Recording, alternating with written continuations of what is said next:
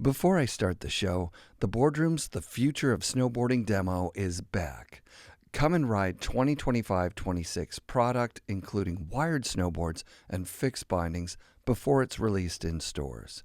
This weekend, March 22nd and 23rd at Cypress Mountain, 10 a.m. to 5 p.m. It's free to demo product, but a valid Cypress Mountain lift ticket is required. FNRad is presented by Flojoy water, which is purified by granite rocks. Flojoy, a true gift of nature, and Chris Roach. And Essential Toothpaste Tablets, travel-ready, eco-friendly toothpaste your taste buds will enjoy. Wired Snowboards Factory in Vancouver builds high-quality custom snowboards for about the same price as other brands' regular boards.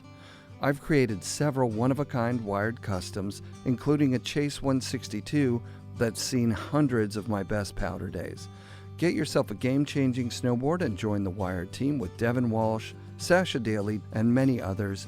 Wired Snowboards. For more information, go to wiredsnowboards.com.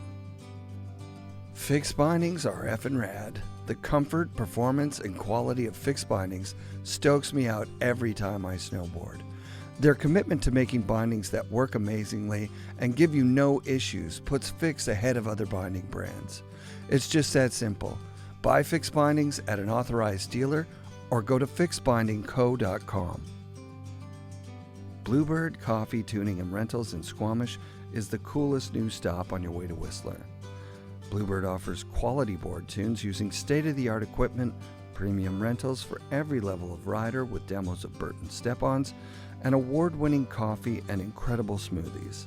For a blend of expert knowledge, convenience, and lots of charm, stop by Bluebird in Squamish and get your board tuned at the newest mandatory stop on your way to Whistler.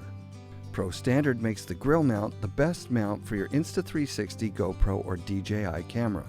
It's a heat moldable mouth mount, tripod, hand grip, hook mount, bottle mount, wall mount, clamp mount, glove mount, and shoe mount, designed by snowboard legend Ken Achenbach to get you the perfect angle for snowboarding, surfing, biking, and it'll replace 90% of your other mounts. Use code FNRAD to get 20 off your first order at prostandard.com. Anon snow goggles enhance and protect your vision with unmatched optical clarity. Anon's Magnatech quick lens change technology allows you to swap lenses with ease. All Anon goggles are engineered to deliver no fog days and pair perfectly with Anon helmets and MFI magnetic face masks. Get yourself the best goggles at an authorized Anon dealer near you. Support also comes from our friends at the Boardroom Snowboard Shop. Check out boardroomshop.com and use code FNRAD10 for 10% off regular priced items and FNRAD5 for 5% off sale items. 1910, the collaborative artworks of Jamie Lynn and Scof. FNRAD 20 saves you 20% off at 1910.com. New Greens, the superfood green drink sourced from American farms. Use code FNRAD for 20% off at newgreens.com. I want to thank DeKind Snowboard outerwear, travel bags, and backpacks, Rip Curl's Anti-Series outerwear, and our friends at Mount Seymour, Grouse Mountain, and Cypress Mountain for their support. Phil Tifo moved to Whistler for the love of snowboarding and chose to become a professional photographer in order to stay there. His career shooting snowboarding spanned more than 20 years, and he shot with many of the world's best snowboarders without ever going on a rail trip. His photographs are unique and encompass his deep love for the environment and the mountains. Stoked to have him on the show. Here's Phil Tifo. Since I'm teaching, and I teach like 3-hour-long courses, like I have to always be self-aware of what it is that I'm talking about and how am I going to explain something, and being aware of what it is I'm talking about now, but thinking about what's the next sentence I'm going to be talking about so that everything I talk about makes sense. Because with photography and videography, like I'll talk about like a technical aspect, but then it starts to, somebody asks a question and then I have to bring up an example, and then all of a sudden I feel myself drifting because I'd realize at first like how far I would drift from the subject. I'm like, keep it straight, dude. And then like, yeah, all of a sudden like thinking, okay, I'm talking about this, but how am I going to tie this in because that we're totally drifted. So like your mouth is speaking, but your brain's thinking about the next thing. And I've never really had to do that before, but it made me a lot more self-aware of how I talk and just to be like mindful of, yeah. So whatever it is that I say makes sense and is coherent somehow, you know. Did they teach you in teachers college or teaching school about speaking? Like, are there a lot of courses on that? I haven't been to I haven't done any schooling for teaching. Killer. Yeah. No, it's just like I got offered the job and I just started teaching. It's a friend of mine who called me, like he used to be one of my climbing partners, and he called me about like, hey man, I got this friend who's opening up a school in Whistler, and I know you're my photographer friend. Would you be interested in doing photography courses? And yeah, but like maybe I'll even explain that if you talk about like it is I'm doing in the podcast. But yeah, so yeah. So I ended up doing that. I've been doing that for like 9 years now, or something like that. 9 years. Yeah. So what age of people are you teaching? I am teaching, like I just finished a course right now, and I had an 18-year-old all the way to a dude that was 52. Yeah. Who's trying to like learn new skills for whatever it is that he's going to do with his actual like job right now, and he works with like Whistler Adaptive and stuff like that. So he wants to be able to film some stuff for what he does for work, and as he said, to like be able to go film his kids and take photos of them when they shred, so he can have something to connect with, because now they're like 18 or 19, so he's trying to find ways like, how can I reconnect with my kids? And it's like, oh, photography and videography is great, like I can go take photos of them and like look at what we've done together. That's so cool. Yeah. Have you had Owen out snowboarding yet? Oh yeah, a whole bunch. Did you like take tons of photos and shit? Well, not really, because I'm holding him the whole time. I mean, like it's too much. It's right? too much. Yeah, well, because there's two ways I bring him snowboarding. Either that, like this afternoon, we're gonna take him a magic chair. Sick. And I ride with him in front of me, kind of thing. Like we're parallel, and I hold his armpits, and I just totally make him ride around. Or like I take him to like next to the complex here. There's like the most perfect little hill.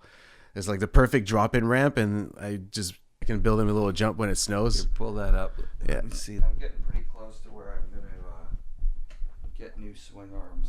Oh yeah, These ones are like the basic ones, you know. No, you can. Like, that's the thing with like the same thing with tripod. It's like they'll just lose a little bit of their friction, and that's it. All of a sudden you just get that little loose in there, and it's that one is so loose. When I set it up, I hate it, but it's like it is what it is. At least the camera is there and it's static. And yeah, you just, It's not hard. It's not hard when it's that. Yeah, I guess if you're moving, if you're panning, your tripod's got to be like so perfect. Well, there's a certain minimum. Like it's like, and even like I deal with that with my students all the time, explaining them like, because they really want to get into it, and they're like, oh, I want to buy a camera, and like I got to tell them, like at first, like in the first class where I tell them about camera movements, and I'm like, okay, like you either have your camera handheld, which is like either you have like your own two hands holding it, where you're gonna have like a certain amount of shake unless you feel really smooth, or otherwise, like if you shoot with any type of long lens, you're gonna need to have your camera on a tripod. And we always go on our first field day, and then they're always like, that's too much work to bring out a tripod, I don't want to do this. And then I'm like, okay, sure, yeah, film everything handheld, we'll see how it goes. Or try to film with like, they'll be like, here's my $40 janky tripod that I bought. And I'm like, the worst. I'm like, I'm always telling them, I'm like, just you douse this thing with gas and you light it on fire.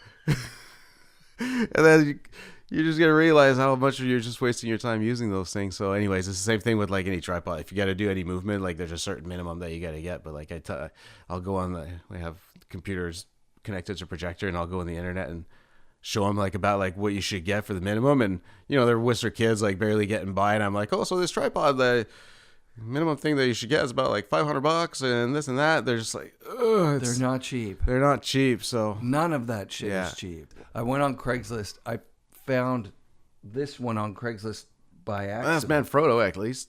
Yeah, it's good. Yeah. And so then that one is nice the too. same. Yeah, but it's got a different head on it. Well, they're just like they're both ball head tripods, because they have the ball head socket. So this little one is just easier to adjust. I find the big thing with them is this adjustment that holds them, on this axis. Yeah.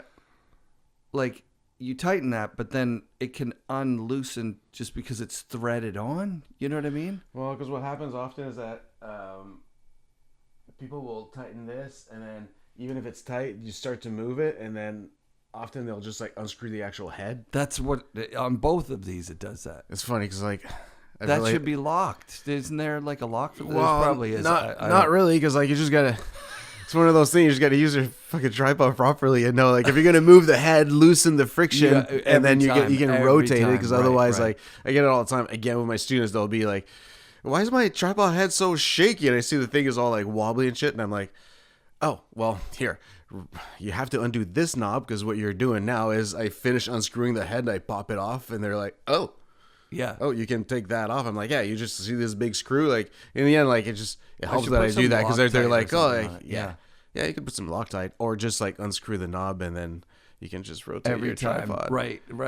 It's just so loose. I always say close. like if you have to force something, you're about to break it. So like it should be able to loosen something without being like unless you're trying to like take off your wheel off your car or something like that and you're just yanking on the bolts. But I'm one of those unfortunate people that I don't take care of things, right? Like there are certain falls people apart that take care of their things, and I think that happens in childhood. Like I think it's like an innate ability that people have. Like I've seen it with my kids. Like my daughter takes care of all her things. She sees dad that just wrecks all this stuff, and he's just like, "I don't want to be like that. I But want to my take care of my son, stuff." he doesn't. So it's like I don't know. I That's think why girls and women live longer.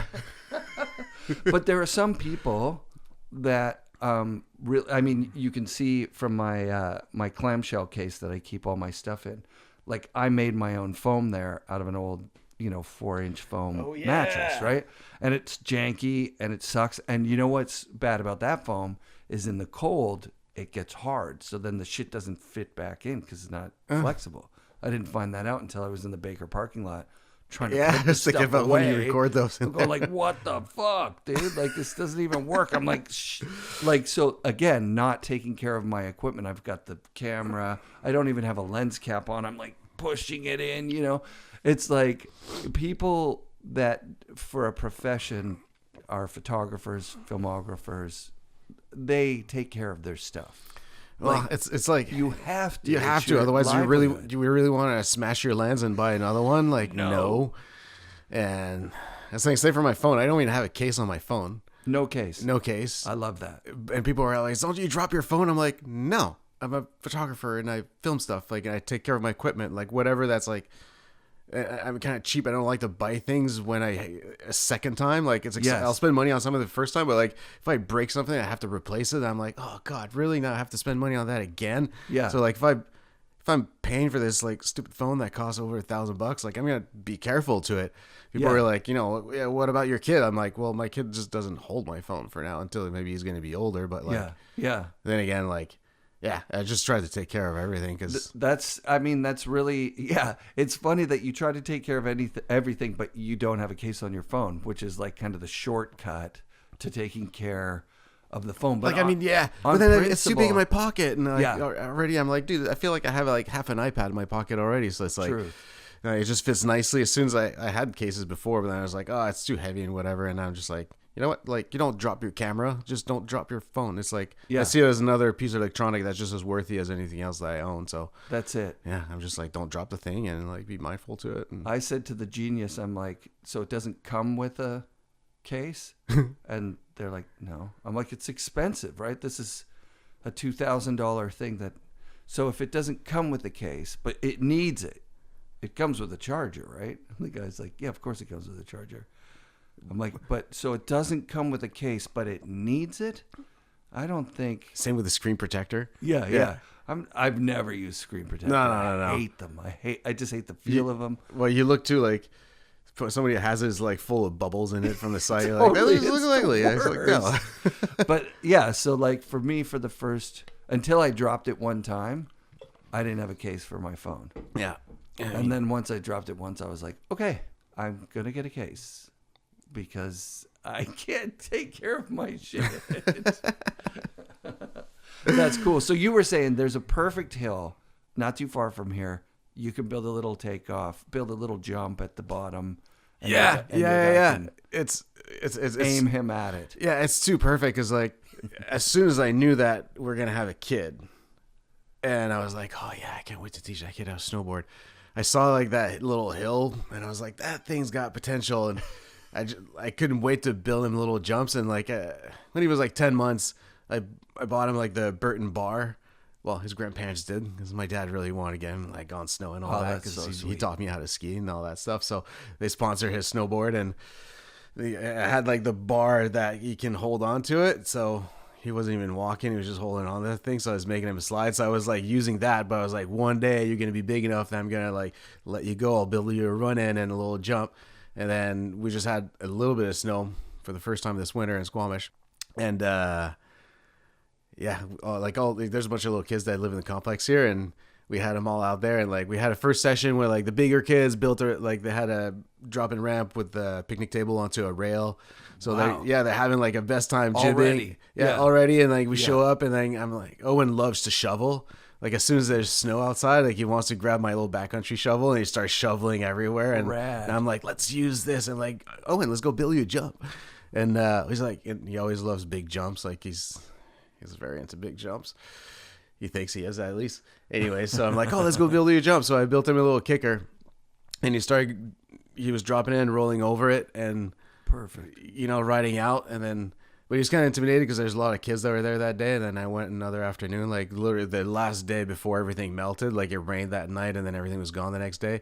And I just scraped everything that was left and made him like an actual run in and a nice little kicker. It was slushy, and that was the first time that he went down the little hill and he actually aired off. He was airing and like stomping and stopping. At 3 years old. Yeah. At 3 years old. Yeah. I love that. Like just a little air, just like this I high. know. But like, I know. I did it with my kids too, to both of them. I got to the point where my daughter she must have been about 9 or 10. Mm-hmm. And like we had a trampoline. Yeah. And we had a tramp board. So I was like, grab the board. And then we were on snow. I'm like, all right, grab the board. There you go. Side air. Yeah. And she did it. And I'm like dadding, trying to get the photo, right? I think I got a couple photos of the kids doing that. And then as the jump got to the next size, right? Like, hey, do you think I could do the jumps in the park? Like, yeah, you can do the tiny little guys. Mm-hmm. When we got to the medium size one, it was like, Dad, I'm scared. Yeah. And I couldn't be like, yeah, so face your fear and go and do it. All I could think of was like telling her to go, and then she breaks her arm, and then she's like, as you're saying that, that's what I imagine. It's like, no, I'm like, look at me. I'm so happy that my kid's doing his little jump. And like, yeah, fast forward that like a few years when he's going to want to like start chucking tricks off jumps and like be like, okay. Like, I hope that injuries are it's going to happen. Right, but like every parent hates to see their kids being hurt. But then, that situation where you're like, oh yeah, Dad, I'm scared. And like, you're just like, okay, like, what's good parenting here? Is it like pushing him to do whatever this is stopping him or holding him back from doing that? Or are you just like, well, if you don't feel it that today, like do it the next day when you really feel it? Because why are you here? Are you here at the top of a jump because I put you there? Or are you there because you're excited? Yeah. Essentially, it's the culmination of everything we've done until now. If you're looking down at the jump and you're like, I can't do this, well, I'm not going to tell you can, because you need to know inside that you can do it before you do it. Yeah, you got to be prepared for it. It's like if you're starting like doing a big climb or something like that. If you feel underwhelmed or going out paddling in big surf, that you shouldn't be out there, and it's the same thing. Like, should I really be hitting this big kicker right now? But it's like, I feel like it's a big connection with the ocean because like, yeah, like. I learned how to surf with my father-in-law because my wife's from California. Oh, cool. And her and her dad taught me how to surf. But then like he would, like, as soon as I could catch waves, he would take me to his beach break that is kind of a little bit out of town, but it's like it gets big and heavy pretty quick. Yep. And then he would put me out there. He's like, come on, kid, paddle out with me. And then I just paddle out. I'd be like out there like, fuck, I shouldn't be here. And like it's the same thing with like all of a sudden you're in front of a big jump. And it's like you gotta ask yourself like, how did I end up here in the first place? How did I get here? Yeah. You're reminding me I was at Sunset Beach on Oahu in Hawaii, And I saw these kids just having so much fun on their body boards right on the beach break there. Yeah. Heavy beach break. And I could tell, like, from the sound and from watching the kids, like, they know what they're doing. Mm-hmm. So I went to the lifeguard and said, am I cool to just, like, paddle out, maybe, like, body surf right there? And the lifeguard goes, the fact that you just asked me that, I can't allow you to swim. Yeah. Especially like, there. If you don't know what you're looking at, and you're asking me, like, oh, hey, am I good to go here? Like, That's like biggest red flag ever. Because if you can't make that decision yourself, you really probably shouldn't be out there at all. I can't let you go. Yeah. That's what he said. He's like, I can't even allow you to swim here. Oh, yeah. Well, because they've seen too many people drowning.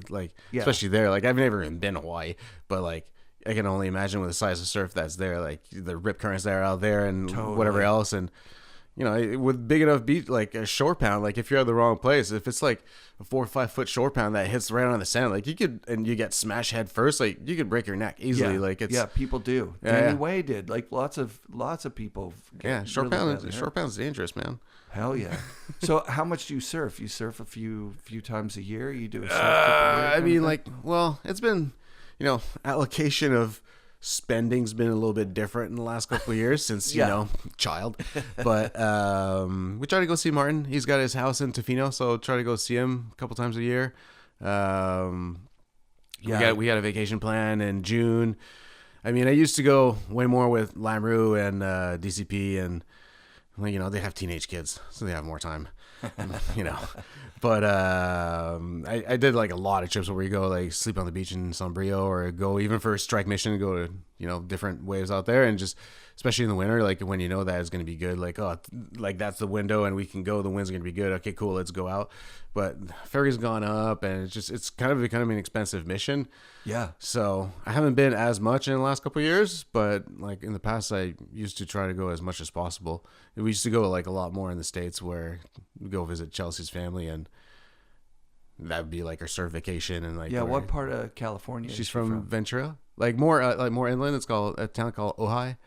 But Ventura is like 25 minutes south of Santa Barbara, north of Malibu. Yeah. So yeah, super good location. It's a nice spot. Yeah, it's a nice spot, and for me, it was really like, it was a really nice place because like you could surf when the waves are good, and when the waves are good, there's actually quite a spots that light up. It's not the best. My timing wasn't ever good because after I met my wife, how we made our relationship work is strictly because I was a photographer and I was living like super cheap. I was renting like a 3-bedroom house with 2 friends in Valley Cliff here in Squamish for maybe $1,000. So like my rent was $300 and the bills were super cheap, and I was selling like enough photos and, you know, making enough of a living for that I could take off for the summer and fall and just stay down there. So amazing.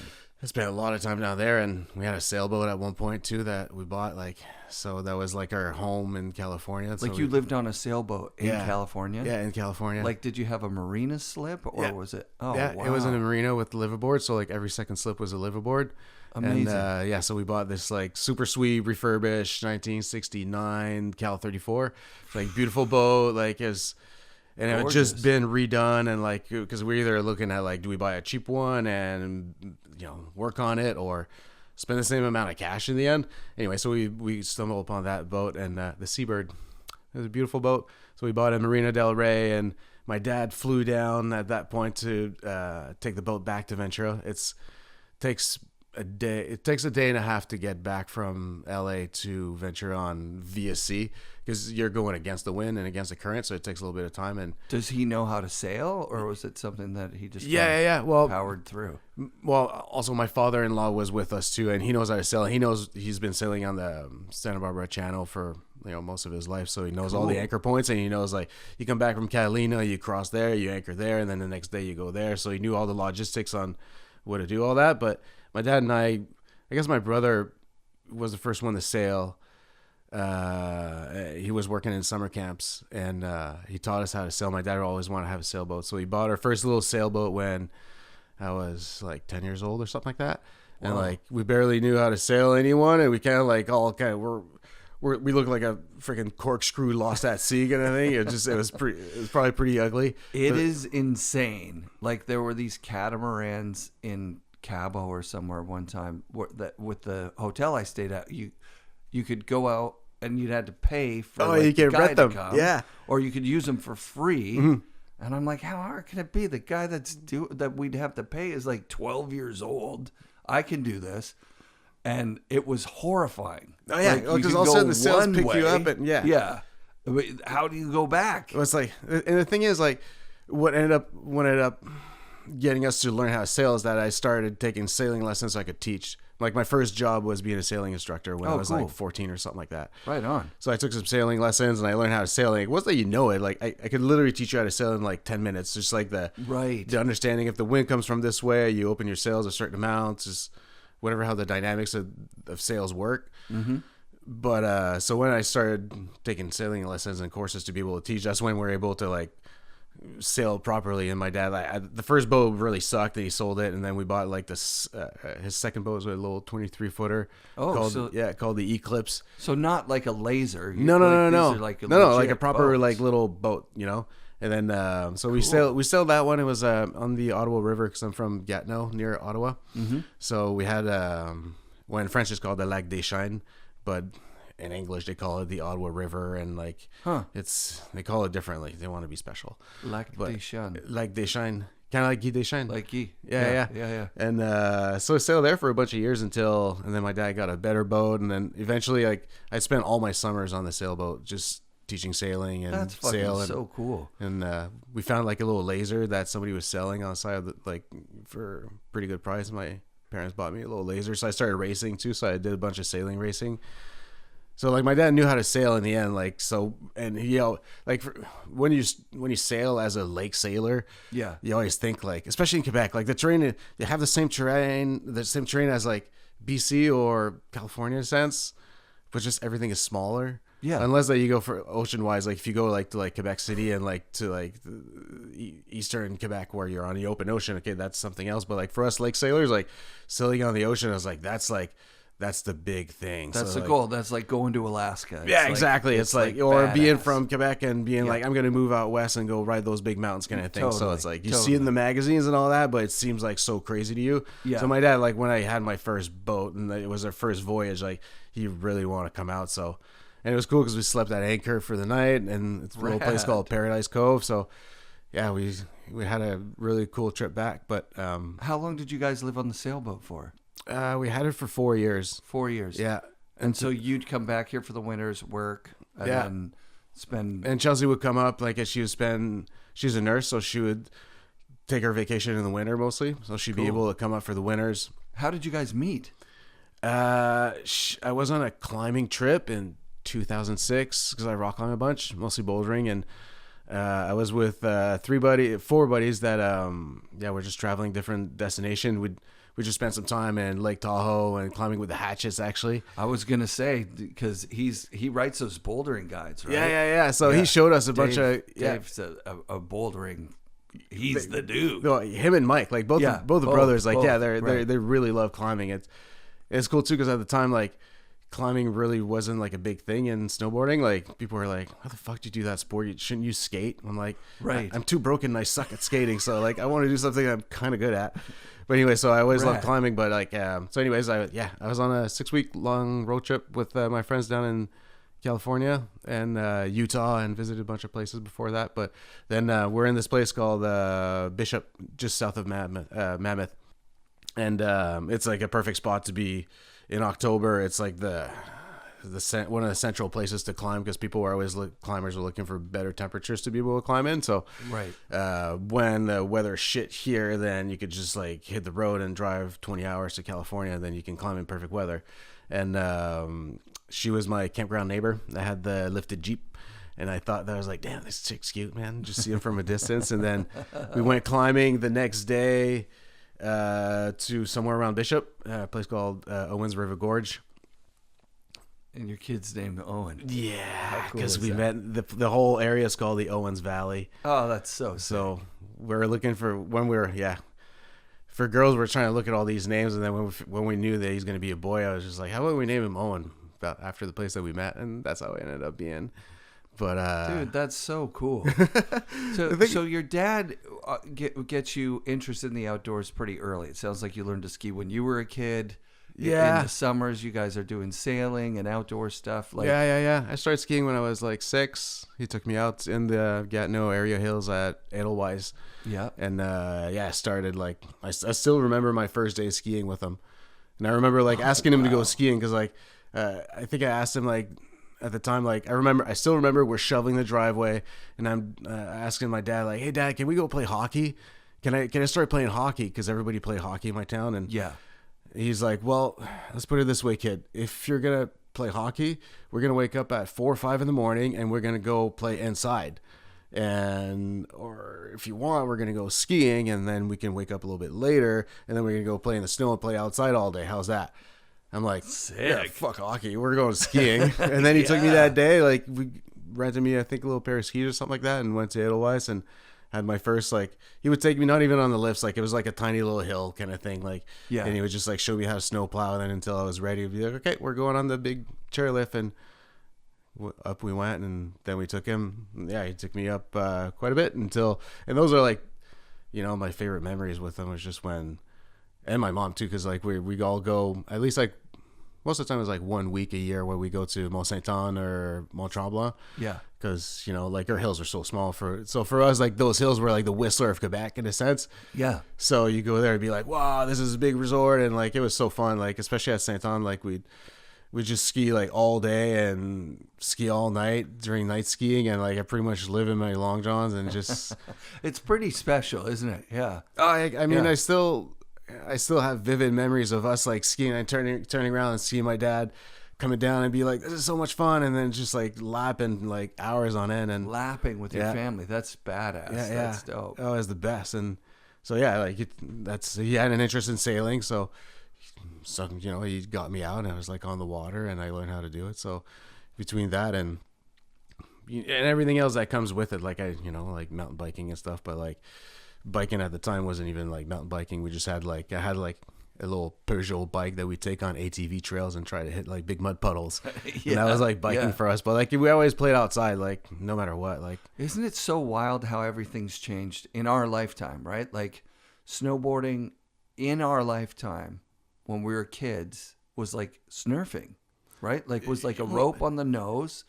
Like pretty much. I'm not saying it was the 60s or something, but like I was a kid in the 70s. I was 6 or 7 when it was 7 when it, turned 1980, right?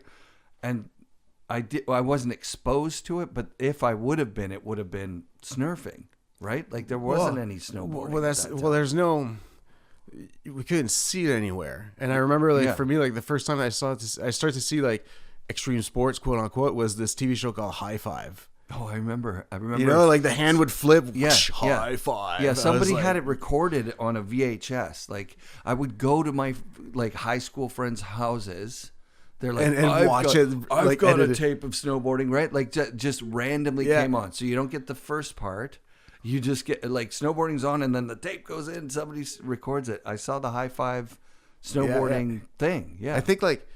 I don't even remember if I see, but like I remember that's where I saw surfing for the first time. Surfing, right? And I think like the first time that I really saw snowboarding was with in a ski movie with there were the rap films because I was at the time I was skiing. It's my favorite one too. And I was Into the Snow Zone. Into the Snow Zone, and there's Alex Warburton, Don Schwartz, John Boyer, exactly. And I still remember. You're like, God damn, I want to be like that. Dude, that's exactly it. Because I remember seeing that. Because like skiing, especially at the time with your feet, and you look like a noodle, They're totally. And then like also this movie comes on, and I was really into watching Trev Peterson and Eric Peyoda and Kirk Jensen and seeing like their first descents and like to me, like, that's always what I was attracted to. I was a tiny little kid. I was like, fuck, one day, like, that's what I want to do. Not the ski ballet. No. I want to ride mountains like that one day. Yeah. And then, but then, like, that section came on, and like, I started seeing what like the way it was.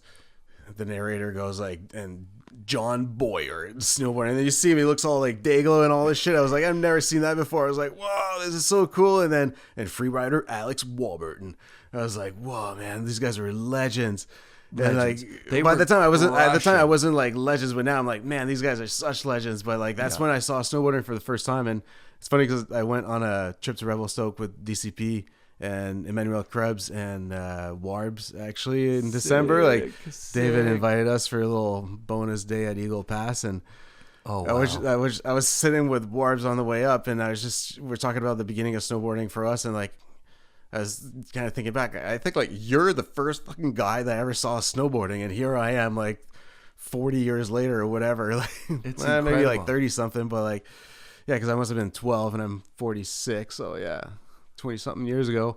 30 something. Yeah, 30s. Yeah, 35 years ago. 35 years ago, and yeah, it was kind of a trip to be able to go snowboarding with him. But I snowboarded with him before, and I shot with Alex for Yes while he was designing boards. Of course. So I always enjoy like spending time with him. He's a super cool dude, but he like still looks the same too. His face dude, is still the same. That guy doesn't age one bit. It's crazy. Oh, yeah. Yeah. When I think about, and he still shreds. Like I went up to him in Whistler before the show. Before I worked at the shop. I was just like a shop guy. I'm in Whistler, and I'm like, that's fucking Alex Warburton.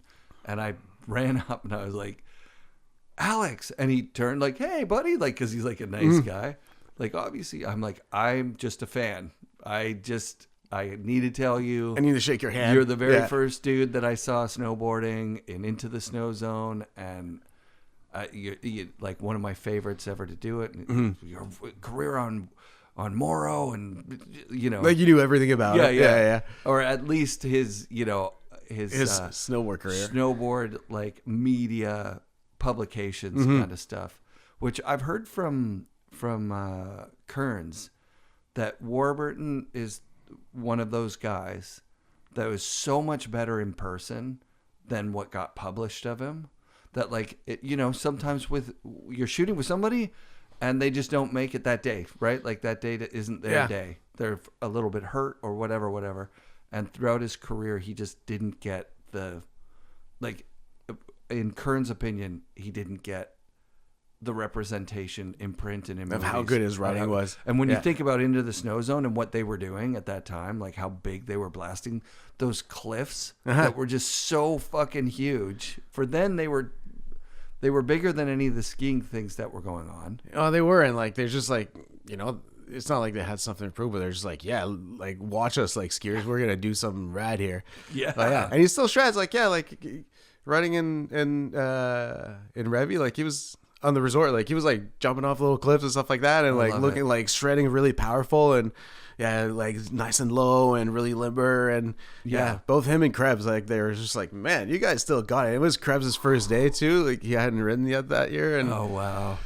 So he just like straight up, like both those dudes were just like crushing it. That's another crazy legend, Emmanuel Krebs, and his story with starting a skate shop in Quebec City, at his mom's house or whatever. He's done so much. Like building the first skate park. He did. He built the first indoor skate park. I think the story as I tell it, and he would obviously know better, but I believe he started getting skateboard stuff because there wasn't a skateboard shop. And so he's selling. You want to be able friends. to provide it. Yeah. And then somebody's got to take charge. And he's kind of one of those guys. And he's in like grade 10 or something, like 15, 16 years old. And his mom goes, okay, well, you got 10 grand in the bank from your business. And he's like, what? Like he had no idea that there was money accruing in a bank account. Yeah, right? But his parents were smart. She's like, hey, you hit the $10,000 mark. And he had been petitioning the city to build a skate park. And then he's like, what does $10,000 worth of wood look like? Right? Like, could we? Yeah. And so he bought 10 grand worth of wood, and he went on a trip or something. When he came back, his buddy had built like all these ramps in this spot. That's so sick. Found. Like how selfless to just be like, here's the money I made. I'm going to give it back to the community so we can all have a skate park. Like how cool is that? Like 100%. It's one of those guys that's always been like, kind of like Gallant. They're just like, they're such like godfathers by nature. Yeah. Just like this thing's bigger than me. Like I gotta include everybody. Like how he, like, yeah, I think he, like DCP would know that more because I'm 819 in the Gatineau region. They're the 418. 418. But like, right. I'm pretty sure like, did Emmanuel like start 418? Like absolutely. Yeah, he's the one. one. From what I understand. Yeah. So like that whole and help bring so many other young riders like DCP and Dave Aubry and Mignot and like everybody else from that generation that just like it all blew up because the 418 was like an identity. Yeah. Especially for French Canadians out here is like. it's always so hard to get recognition in some way or another. So it's like, and then you had like guys like DCP that were like, he's just like uber talented, and just his talent shown, his personality, and he just got to the right places, and he was in all the big movies with him and everybody else that had a lot of talent that were out there. I feel like the 418 was really something that helped like put all these names on the map. Like look, who are we? Here we are. Yeah. And I remember, now that we're talking about that, I just remember about having a bunch of photos in an issue in Snowboard Canada when it was about the 418. Sick. And yeah, Gaetan Chagnou was in there too, and like it was a big story about like French Canadians and how like we kind of pioneered our way, and how, you know, this history of French Canadians that come out west, from starting with like Marc Morissette and Galland and Belcha and those guys, that they were the first ones to have the vision to come out here and do it. And then after that, like it pretty much like showed everybody else like, oh, if you guys can do it, like we can do it too. Although like I didn't know of barely of any of those guys when I first moved here. Wow. Yeah. I just want to like get the fuck out of the small mountains, and I want to keep riding. And like in the summer you could ride the half pipe still, and there's a public pipe back in the day. That was in like 97 or something like that. Yep. So I came out here, and I kind of knew of them because of magazines and stuff like that, but like I didn't know that much about any of them. But I remember like the first time I ever came to Whistler was summer 97 to come and ride the half pipe, and there's still snow on Jersey and all that, so, and solar coasters, so you could still do runs because it's like early May. Yep. And somebody brought me to a jump, and like, oh, these dudes are hitting the kicker, we should go check it out. And it was DCP that was sessioning. It's like something right off like on the way solar coaster now. Like now they have like this magic castle there where there's like this big dip where you could like build a kicker, and like DCP was sessioning that, so I met DCP there. He was the first person that I kind of met back in the day. No at the way. time, yeah. And then we go on the glacier, and then I'd see everybody like ripping in the pipe. And 97, he's on Burton, like he's the man. He's on Burton, he's the man. And then so is like, you know, there's everybody else like who I can't remember from that, like all that 418 pipe guys were there. And I'm trying to think like who else was there, but it's kind of a blur because it's been so long and who was there at the time. I just remember people ripping, and one had the wind lip. So right before that, so I moved here in 93. Summer of 94, I had a summer pass. It was $99. I'm gonna How try could you this not have Flojoy that? water. Yeah, crack it. So I had a pass in 94. That's water from Donner Summit. I love saying that. It's like A little Chris California. Roach. It tastes like California. It tastes like bit. California. Yeah. I love it. 94, I had a summer pass. 95, I had a summer pass. 96, I had a summer pass. And I think by 97, in 96, it went from, you'd go up there and you would just ride like you would anywhere. Like it wasn't crowded. Mm-hmm. If you wanted to, you stop at the top of a jump, you look, you wait until you're feeling it. I think what you're going to do, and then drop in when you're feeling it. You know, wait for your friend. Hey, let's go. I'm ready to go. By 96 or 97, it was a lineup, a giant group of people with a lineup where when you got to the front, you had to go. Mm-hmm. And there was someone on the in run. You went when they got to the jump, and you hoped that they landed. And there was someone coming right behind you. Yeah. And that big group of people, you could hear French guys coming attention or something, you know, like yelling like, I'm dropping. And they would go around the line to keep the speed, and they would just come in. So now there's a guy almost on the jump, and then there's you, and then there's a French guy that's just trying to pass everybody. That's going to pass you, but like they didn't crash. That was the thing. It was just obvious that these guys were on point. They were on point. They were on point. Like, they were so good. And I remember I've never skied in my life, but I did watch skiing as a kid, and the Quebec Air Force dominated freestyle skiing. I forget what their name, but yeah, these guys were superstars. I don't know who the individuals were, but they called them the Quebec Air Force, and every year that there was Olympics, they were cleaning crush up. everything. Yeah. And so I just thought, of course, this is the Quebec Air Force of snowboarding. It's pretty much what it was. Right. Yeah, because they're the first generation of French Canadians who came out as like a little crew, and like God, I think it's like good.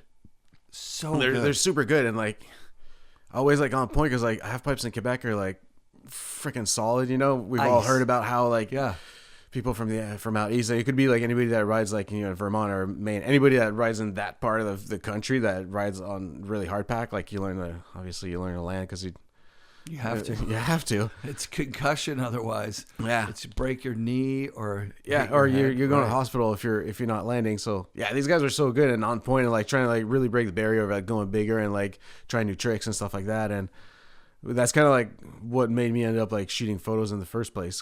So in '97, when you come out, are you like a shop sponsored guy and like a fuck no. Oh no, I was just a kid wanted to snowboard. You're an enthusiast. Yeah, I was an enthusiast snowboarder. Like I knew about Whistler because when I was maybe like 10 or 12, my dad used to be really involved in the tourism industry in the region I grew up. He was like the president of the tourism association and stuff like that. So but he was doing it like it was doing it because he would get to travel. It was kind of volunteer time to do all that. Yeah. But anyways, he was at a golf tournament, like an industry golf tournament where they just invite everybody to play golf and whatever. At the end of the tournament, there's draw prizes where one of the main prizes was a week in Whistler. And he was like, I never win any of those things. And like he was on his way out and you hear like, oh, and for the week in Whistler, Jean Tifo. And he's just like, huh? Turns around. So he won a week in Whistler. So when I was like, since I was 12 and under, I could come for free. And the airfare was next to nothing. So for a week, we stayed at Chateau Whistler at the base of the hill. And what an experience. It was the best. Like playing in the like outdoor pool. And one night it snowed and we were having like snowball fights in the pool. And it was all so surreal. And like, yeah, like, and the first time that we went up on the lift, we take the first one at the time. There's Wizard, and then there's like, okay, we're not going to just take the first one. We're going to take the second one. We're going to take Solar Coaster, go up. And then we're like, okay, well, these mountains are massive. So like, let's go see what's a green for them. And we took the expressway that would lead us to Seven Heaven. So at that point, it's like a dead end. Like there's not really anywhere to go. So we're just like, oh, this other chair. And then, okay. And so we take Seventh Heaven and we go up. And at one point, like, you've been up there. So like when you go up seventh, at one point you turn around and just have like such an epic view of the valley. It's freaking breathtaking, and it's still to this day to me, like it's one of the most beautiful places in my mind. And that was like, I remember like looking back and being like, tap my dad's shoulder, Dad, look back. And his face was like, oh, holy shit, this place is sick. And it's just, so we had like the best week ever. So I always knew about Whistler. So like when I was like running up skiing, and now all of a sudden I'd look at like Ski Magazine and all this stuff, and I'd see like a double spread page of the Whistler Blackcomb ads that they had. Yeah. From the air with Horseman Hut and the peaks and everything. They were so good at that. Oh yeah. It's just like, it was the holy grail. It won like Resort of the Year every year, all the time. Well, no matter what, it's still always going to be one of the biggest resorts in North America. People bitch about it, but like I went riding yesterday with DCP and Spencer, and we had like the funnest time. You're just like, it's so goddamn fun. Anyway, so I'd always look at the magazines and be like, one day I'm gonna move to the big mountains. And so you moved out as an enthusiast. Had you done like any contests or anything like that?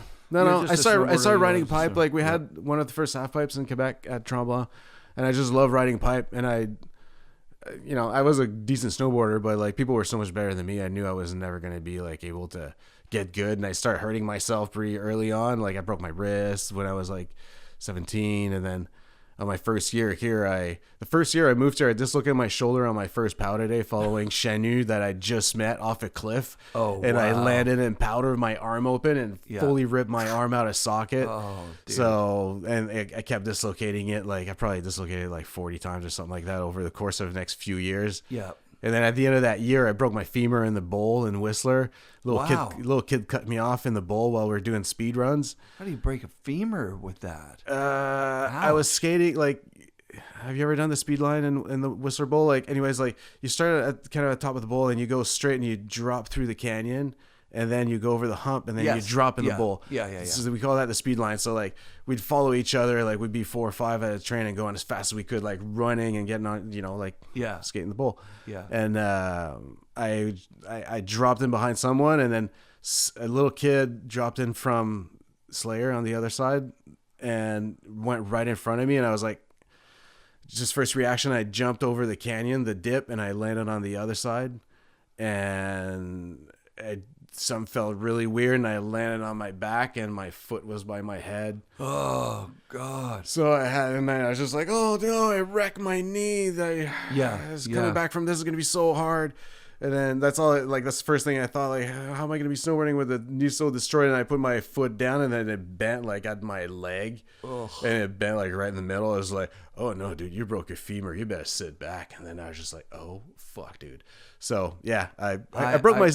That's a gross one. I broke my femur, and oh no way, we're femur brothers. Yeah, I was in the water, and I had some hip issues where I thought I dislocated my hip, like because it looked like my leg was out of place. It was so bent out of shape, but it's really, really disorienting. Yeah. And then like I just couldn't look anymore. I know. I was just like, I'm not gonna look at this thing. And yeah, ambulance came in because like people said they heard a crack, like a branch broke like from across the way. And everybody was like, what was that? It's actually not that crazy of an injury compared, like you were saying, like if you did your knee in a sense, like when I realized, like in the shock of everything, I remember thinking that, oh, you just broke a bone, you're gonna come back from that.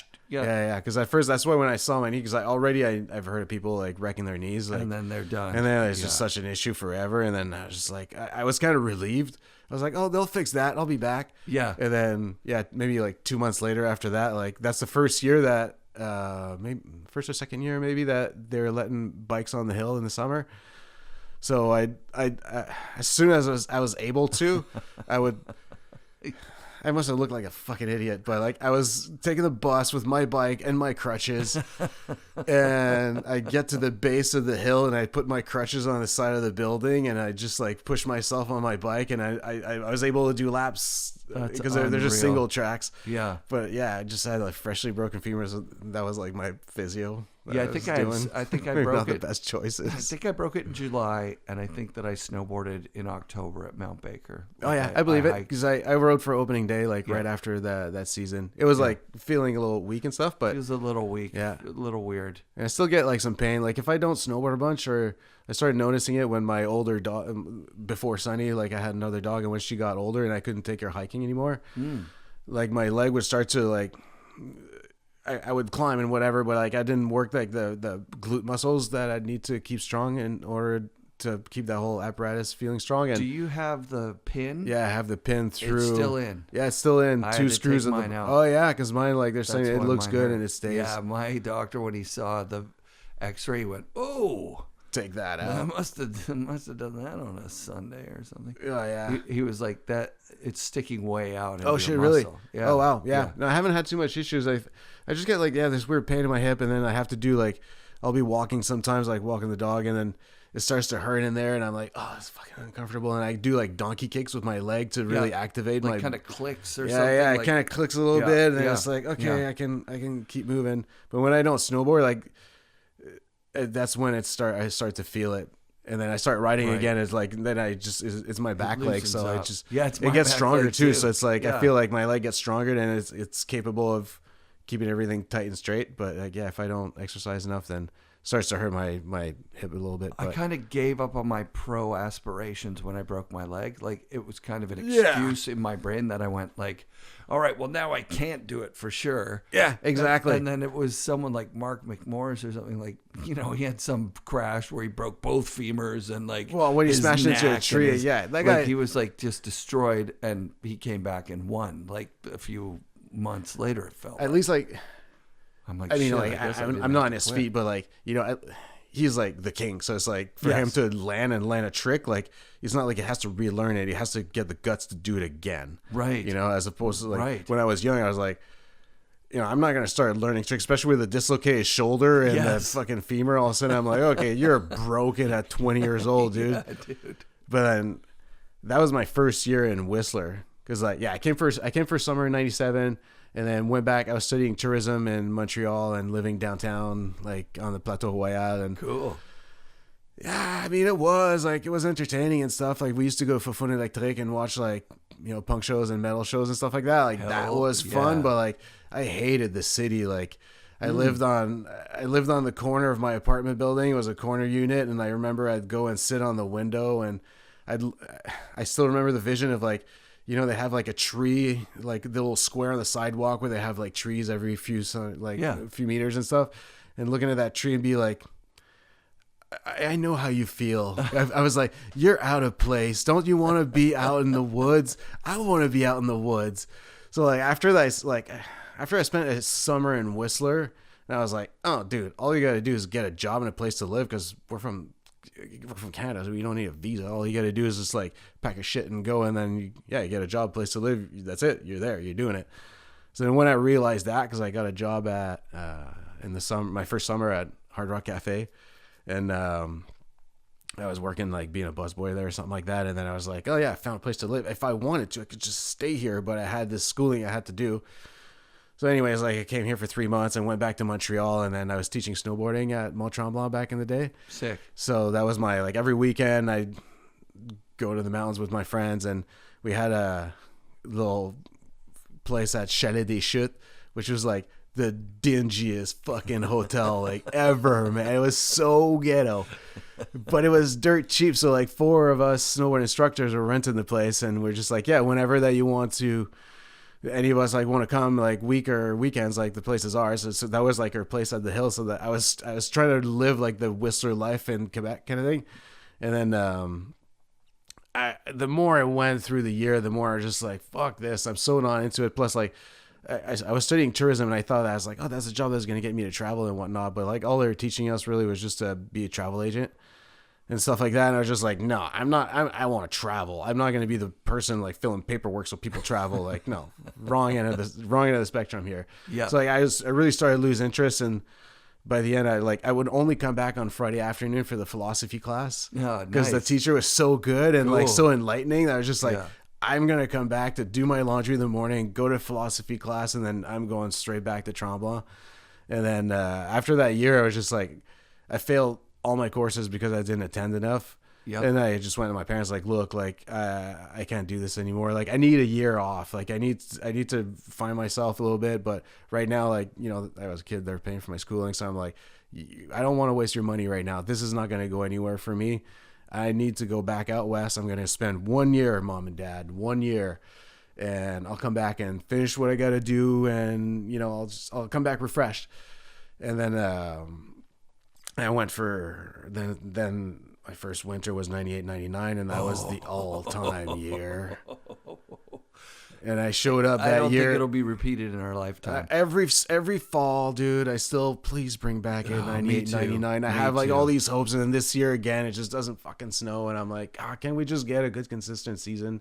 But anyways, that was the first season I came here, so like, and I remember like riding I had my 56 Jim Rippey with a chick on the moon. Yeah. And like, I was like, I've never ridden powder like that before, and I was like falling over and like, but like having the best time. I was like, this is what I always dreamed of. And then it kept snowing like all year. Like when the cycle really started to hit, when it went mental in January to March, it snowed like 1.50 meters every week. And I would just hike up like this spot called International Trees, where it's like 3 cliffs in a row. They're kind of flat, but you just huck yourself into bottomless powder. It was the best. And then I come back and I don't remember much from that year, but I just remember hiking the boot pack to International Trees, and my tracks would be covered every time I do a lap. And then I was living with Dave Kenny at the time in Gondola Village at the base of Creekside, and we just like chuck our shit down the 3rd floor and jump on the snowbank at the bottom because there's so much snow every day. That's kind of all I remember because it's so long ago, but it ruined me, because then I was like, okay, I remember going back in May after that season, and everything was wrapped up, and being also blown away that the season was good till May. So good. So long, you know, because in that Quebec, year like, we rode, Grouse had a big air contest for Canada Day. No shit. Yeah. That's crazy. And there was still, like, you probably could have run a chairlift. You definitely could have run, like, the little, like, you know, their little learning area. You would have been fine. Yeah. But you probably could have run a chairlift. Probably Peak Chair would have been able to run in July. That's amazing. Well, I mean, they had so much snow. Like, I also remember having, gondola, the Creekside gondola wouldn't open until 10 because they had to dig like over the knuckle and lower insanity. They had to dig that. It was going through that and Harmony Chair. When you go up the first knuckle, like when you go up and there's like that first hump there, like the snow was like at the height of the towers. It was fucking crazy. It was just so much snow. Anyway, so like when I went back to Montreal, like to Gatineau to go see my parents and kind of reset and be like, hey, what are you going to do with your life now? And I drove to Montreal to go see like the school counselor and see like where I was at. And in my mind, I thought, oh, I failed my last year. I'm just going to take another year and I'll be done. But then they're like, no, these courses are not offered you're going to have to take a year and a half to do all this. And I remember like I was in the office and I'd be like, it's going to take me a year and a half before I go back out west. And I was like heartbroken. I was like, and I was driving through Montreal, like kind of feeling sick to my stomach, thinking I'm going to have to live in this shit. And some people like it, but just to me, like, my daughter went there for a semester. Yeah. I called Montreal Concrete Island because there's nothing but concrete. And I just felt so out of place. I just didn't want to be there anymore. And so I remember driving back to Gatineau and like kind of like on the verge of tears the whole time just because I was crying because I didn't like it. Yeah. I was just like, I can't live this anymore. Like I got in my parents' driveway and like my mom saw me in the front windows and she's like, I knew there's something wrong just by seeing your look. And then I walked in the door. I told him what's going on. And like, yeah, no, I don't think I can come back and do this anymore. So I want to live out west. This is where I want to be. I'm sorry, parents. And I feel bad because I'm like, I have my brother and sister. Not long story short, not too much communication. So like, I'm my mom's only son, you know. So like, because my half brother and half sister was first marriage with my dad. Got it. Now my parents had me, so I'm my mom's only son. I'm like, I'm only 19. I'm like, I'm moving across the country for good. Yeah. And she was heartbroken, like, of course, you know. But it made my parents come out here more. And like after I moved out, like my dad was so psyched to come on ski vacations and ski in Whistler. And my mom didn't ski, but she loved like walking in the village and you know it's making a beautiful food. Place. Yeah, it's a beautiful place. They always loved it. So it's a vacation. Like when you're living in Whistler, because when I'm living in Vancouver, I'm like, when I would say I'm going home, I meant there. Yeah. You know what I mean? Yeah. Oh, I haven't been home in 20 years. Uh-huh. Like it just felt like I was on vacation. It still somewhat feels like. It still feels like it's because like, oh yeah, like Chelsea and I, like even before we had Owen, like if we didn't go travel somewhere, we'd be like, let's go spend a couple of days in Whistler and be a tourist and be on vacation, like so half an hour up the road. Exactly. It totally feels like you're on vacation too. You're like a little this snow globe, you know, Disneyland of fun times. And so, yeah, anyways, so I ended up like talking to my parents, like, okay, like this, I can't go back there. I don't really want to do that. But my parents were like, there's no way you're going to be a dropout and not finish college. Like you got to do something. Even if like you work for yourself, whatever. Like my parents had an interior design business, and my dad was an interior designer. My mom was taking care of the admin and stuff like that. Cool. Yeah, it was really cool little shot. They had something really good going on for, you know, most of my dad's career that he was doing that. And yeah, so they're like, hey, what aside from snowboarding, what is it that you like doing? And I was like, well, actually, I really like to take photos of snowboarders because when I went on my year trip, my parents bought me this little Minolta camera. Cool. You're like, oh, go take some photos and a bunch of rolls of film and like take some photos on like your trip. Like a point and shoot or like like a changeable lens, yeah. like a little Minolta and interchangeable lens. I didn't know how to use it in a manual at the time. I just shooting everything in automatic. Auto, yeah. But then I had like my friends that were like launching off like Marc-Andre Tard and like Miguel Masse, like he's doing like crazy tricks, and then DCP and Aubrey and everybody else that I'd see in the magazines, they were all ripping, and I'd see other photographers that were there, and I'd see their photos in magazines. I was like, in my mind, I was just trying to find a way to live in the mountains and convince my parents that I could move back out west. And I was like, well, I'd love to study photography, if anything, so I learned to be a good photographer and can go shoot photos, and that way I know I'm not good enough and too broken to be a pro snowboarder, but I could be with those guys and girls and be out in the mountains as much as possible and document snowboarding through the time that, you know, at the time I'm thinking I'm going to be doing this forever and ever. But like for the, now I'm like for the era that I'm doing this. Yeah. But like, so I ended up, we looked at a college on the internet, like we looked at different places and like, you know, like Emily Carr and like some of those, like they're, you know, years of study or whatever, and really, really expensive. And we found this little place. It was called Empro Photo Workshops. It was on Fraser,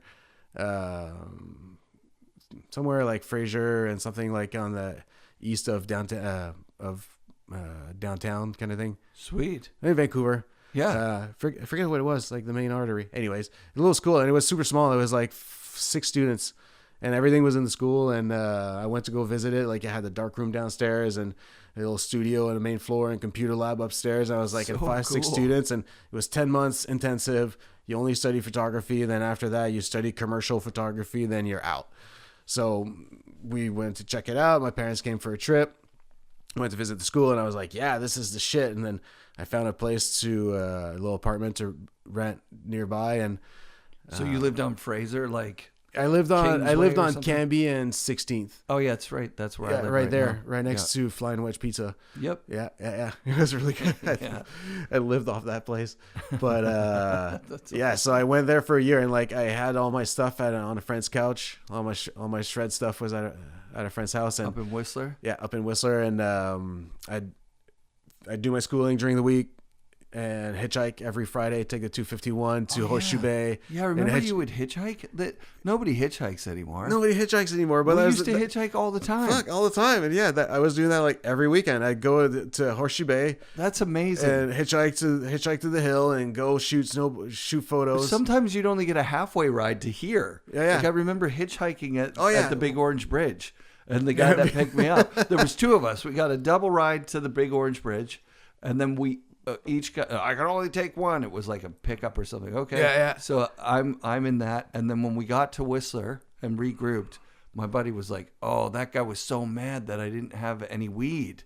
He's like, "I wouldn't have picked you up if I knew you didn't have a joint or something." Yeah. What a cool experience to hitchhike, though. Hey? Oh, that was like, to me, kind of like it's part of the story that. I don't know, not to show my commitment, but like how I really want to do it. And plus like after 5 days in the city, like, get me the fuck out of here. Yeah. Like I need to get out back in the mountains. But so you could take a city bus to Horseshoe Bay, just get out there, and pretty quick. I'd get a ride, and I'd be, first thing I knew, I'd be back in Whistler, and I'd go shoot during the weekends, and then come back and hitchhike back to Vancouver. What was your first published photo? Do you remember? Oh yeah, it was from one of those sessions where I went on Blackcomb Glacier, where if you go hike towards the Spearhead or towards past the Windlip and stuff. And I built a jump with Craig Ballantyne, Jesse Fox, and Chris Wilson. Cool. And Dion was helping out Chris Wilson at the time, and I get this phone call from Dion, and I'm like, and he's like, "Oh, Chris Wilson's going to be getting a checkout in Transworld. So we need to get. You told me that you shot photos of Chris. Can we come by your house and check them out? Because it's on slides, and I don't even have a scanner yet. So he comes and check out the photo, and he's like, "Oh yeah, this photo's pretty good. Okay, cool. I'm gonna take it with me, and I'm gonna send it to Transworld and see if that works out." What company? Sapient? Oh fuck, I don't know. I don't remember at all who he's writing on. Gabriel Morrow stuff. Yeah, like I absolutely did not remember what Chris was. But they picked one of they picked my photo, so it's in Transworld. It's not even a fucking Concrete Powder or Snowboard Canada, like first. I had like a first. It was a half page because it's horizontal that with an interview at the bottom. But it was like my photo, and I still remember the photo. Like it was like a nice little cheese wedge kicker, and he was in the air, like in the thirds and kind of thing. And he was like a photo field Tifo. I was like, fucking hell. I was like, this is sick. So my efforts were starting to pay off already. Yeah. And then maybe like a month or so after that, I opened a Snowboard Canada magazine, and I've been trying to get into Snowboard Canada and like submitting like slide sheets or something. Yeah. Well, it kind of started like at the time I was taking a lot of photos in the park, like, like we did when you start. And at the time, like there's so few photographers that I remember Colin Adair roll by, and he's like, "Oh, you're a photographer. Oh, hi, I'm Colin Adair. I'm photo editor of Snowboard Canada magazine." He shook his hand. I was like, "Oh, this is cool." And then like, "You should come to my house and show me your photos." Wow.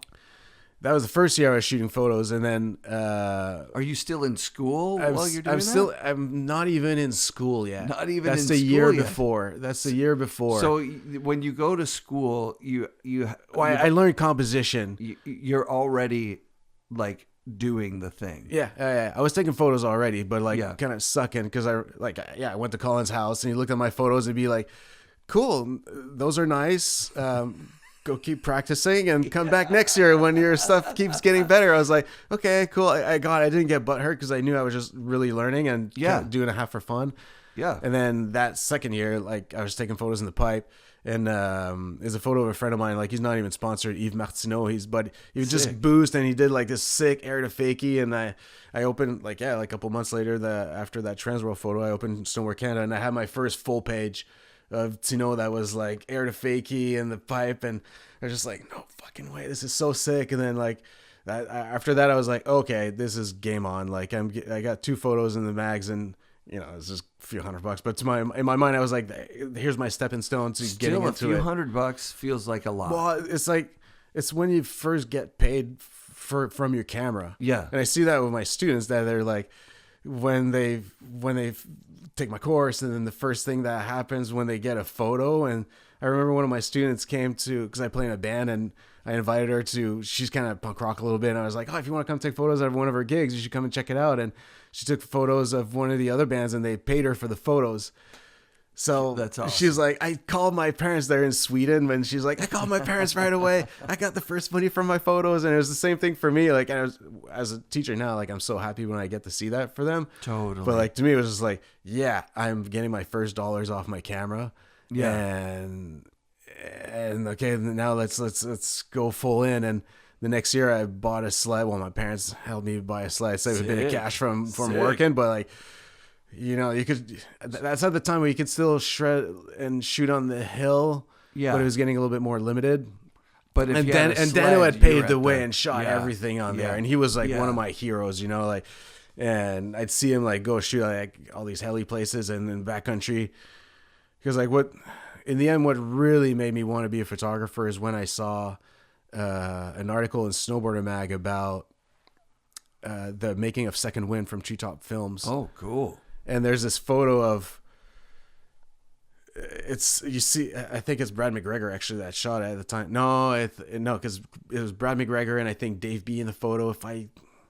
I'm bad to remember who's in what, but like Curtis Croy has shot the photo from higher up, and there's Mount Fee and like beautiful blue light kind of thing, and the 2 sledders that are rolling up to it, like, you know, it's so staged but like so perfect and like line up. I was like, when I opened that, I was like, that's what I want to do until I can't do it anymore. Sick. And Curtis Crowe was like one of my greatest influence for that, because he was out with these guys, and like I was into freestyle and stuff like that, like, because I like riding pipe and stuff like that, but I've never been a trick guy. Like, to me, like, it comes back to like watching movies with Trevor Peterson, where like I love the big mountains, I love free riding and POW and like seeing people ride lines. And when I see the riding and the films and Treetop Films, I'm like, dude, what these guys are doing, going out with snowmobiles in the middle of nowhere to get these shots and, you know, document these pillow lines and these cool like powder booters and stuff like that. Like, that's what I want to do. And so, you know, got my first sled, was a 98 670 136 track. Like, fuck, the worst sleds ever. So I don't know everything about sleds, but that sounds like a very, very short track. Very, very short track. How big are the paddles? 2-inch paddles. 2-inch paddles. Narrow, They're with all the weight in the paddles now? front. They're 3-inch paddles, but like the geometry is so much different. But like at the time, they're almost like, they're pretty much like a trail sled that they're like, put a sticker on it. Mountain sled is like, it's really not that much of it's different. So it's funny because like I so wanted to get a sled, and until I went sledding for the first time, and I was like, oh my God, this is so hard. And all of a sudden, like, it's like, you know, in your head, you're thinking like, I'm going to be right there. And like when I first got stuck and I didn't know what to do with that fucking giant pig that was now, you know, useless. It's like I saw like this dream of mine, like it zoomed out so far. Like all of a sudden, like these peaks that you want to get to, they seem so unattainable because you're still on the road and you're stuck, kind of thing. Stuck on the road. Yeah, and it was just like, well, it's because we're trying to go up Black Tusk and find the way around the gate because you're not supposed to go there. By the time it was like October, and we're like going super early with Aubrey and Dave B and Kyle Wolkachuk and a bunch of friends out there. We're just trying to make it out, and like, I got stuck like trying to go around the gate, and I was just like, it felt so hard. But anyways, that was getting me out there, and like, to me, that was a ticket to be able to go shoot with these guys. So I started going to shoot photos with Treetop Films a little bit, and then with other people too that had sleds, and I'd still shoot on the resort and all that. And then, yeah, it kind of like Treetop was unique because it wasn't a big production company like MacDog, Standard Films. It was smaller and more local, but the talent was world class, and they were on some sort of a super mission to do the craziest backcountry shit that's exactly ever been they're done. like, look at it as like, and that revolution was huge. Like I remember after that, like, you know, Snowboard Mag, like, and all these, like, it was about like sled access snowboarding. It was the new big thing. Before that, people were either using lifts or hiking or helis, but like sleds were starting to get popularized a little bit more, like through through Treetop Films, and like, you know, Standard Films would have shots of like guys going out with like old sleds too. So like it was kind of starting to be shown, you know, that you could get out in the mountains with. Well, those are the two main zones, right? Like Utah has a lot of access with lifts, and they have sled zones too, obviously. Yeah. But California, there's a lot of sledding. California and BC are the two places really in the world that's really the pinnacle of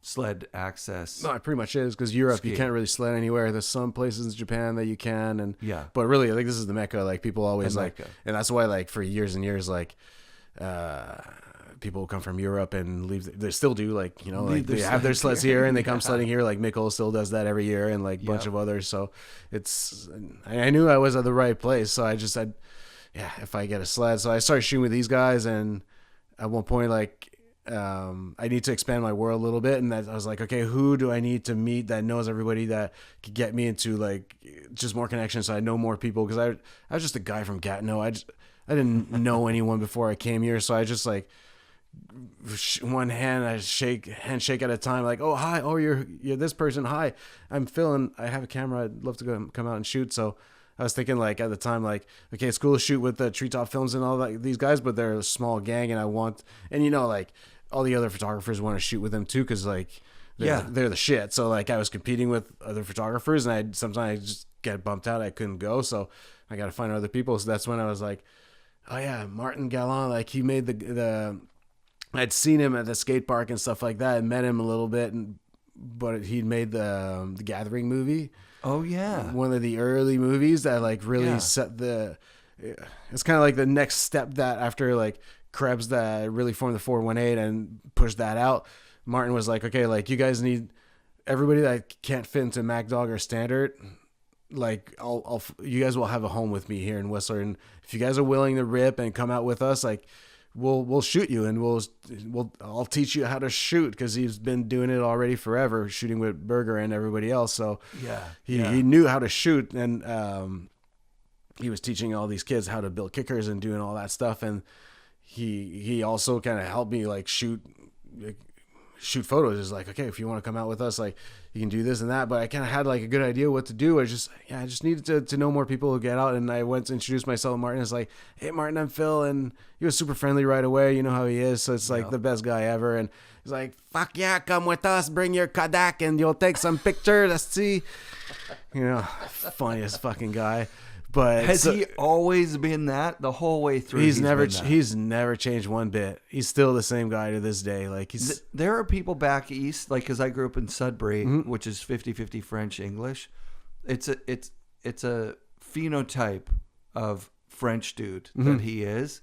The funniest fucking person that you could ever meet. Oh, like, yeah. Just so. And he loves to be in the spotlight too. So like, he sees it. Like, when all of a sudden, like, he starts to tell a story and eyes are starting to turn around him, he's like, okay, I'm going to turn into Martin, like actor Martin mode. And he starts to get really animated, and it just gets everybody going. Like, it's the best, you know, like. And there's some part of it that it's not an act. He's not acting. He's just like, oh, I get to tell a story now. That's pretty much it. Like, he gets really excited, and he was at the right place at the right time too. Oh man, when it came to snowboarding, like, we're so lucky as like a world that Martin got into snowboarding, because he was just the perfect person. Well, he ended up like blowing up and making a name for like French Canadians with Kemper.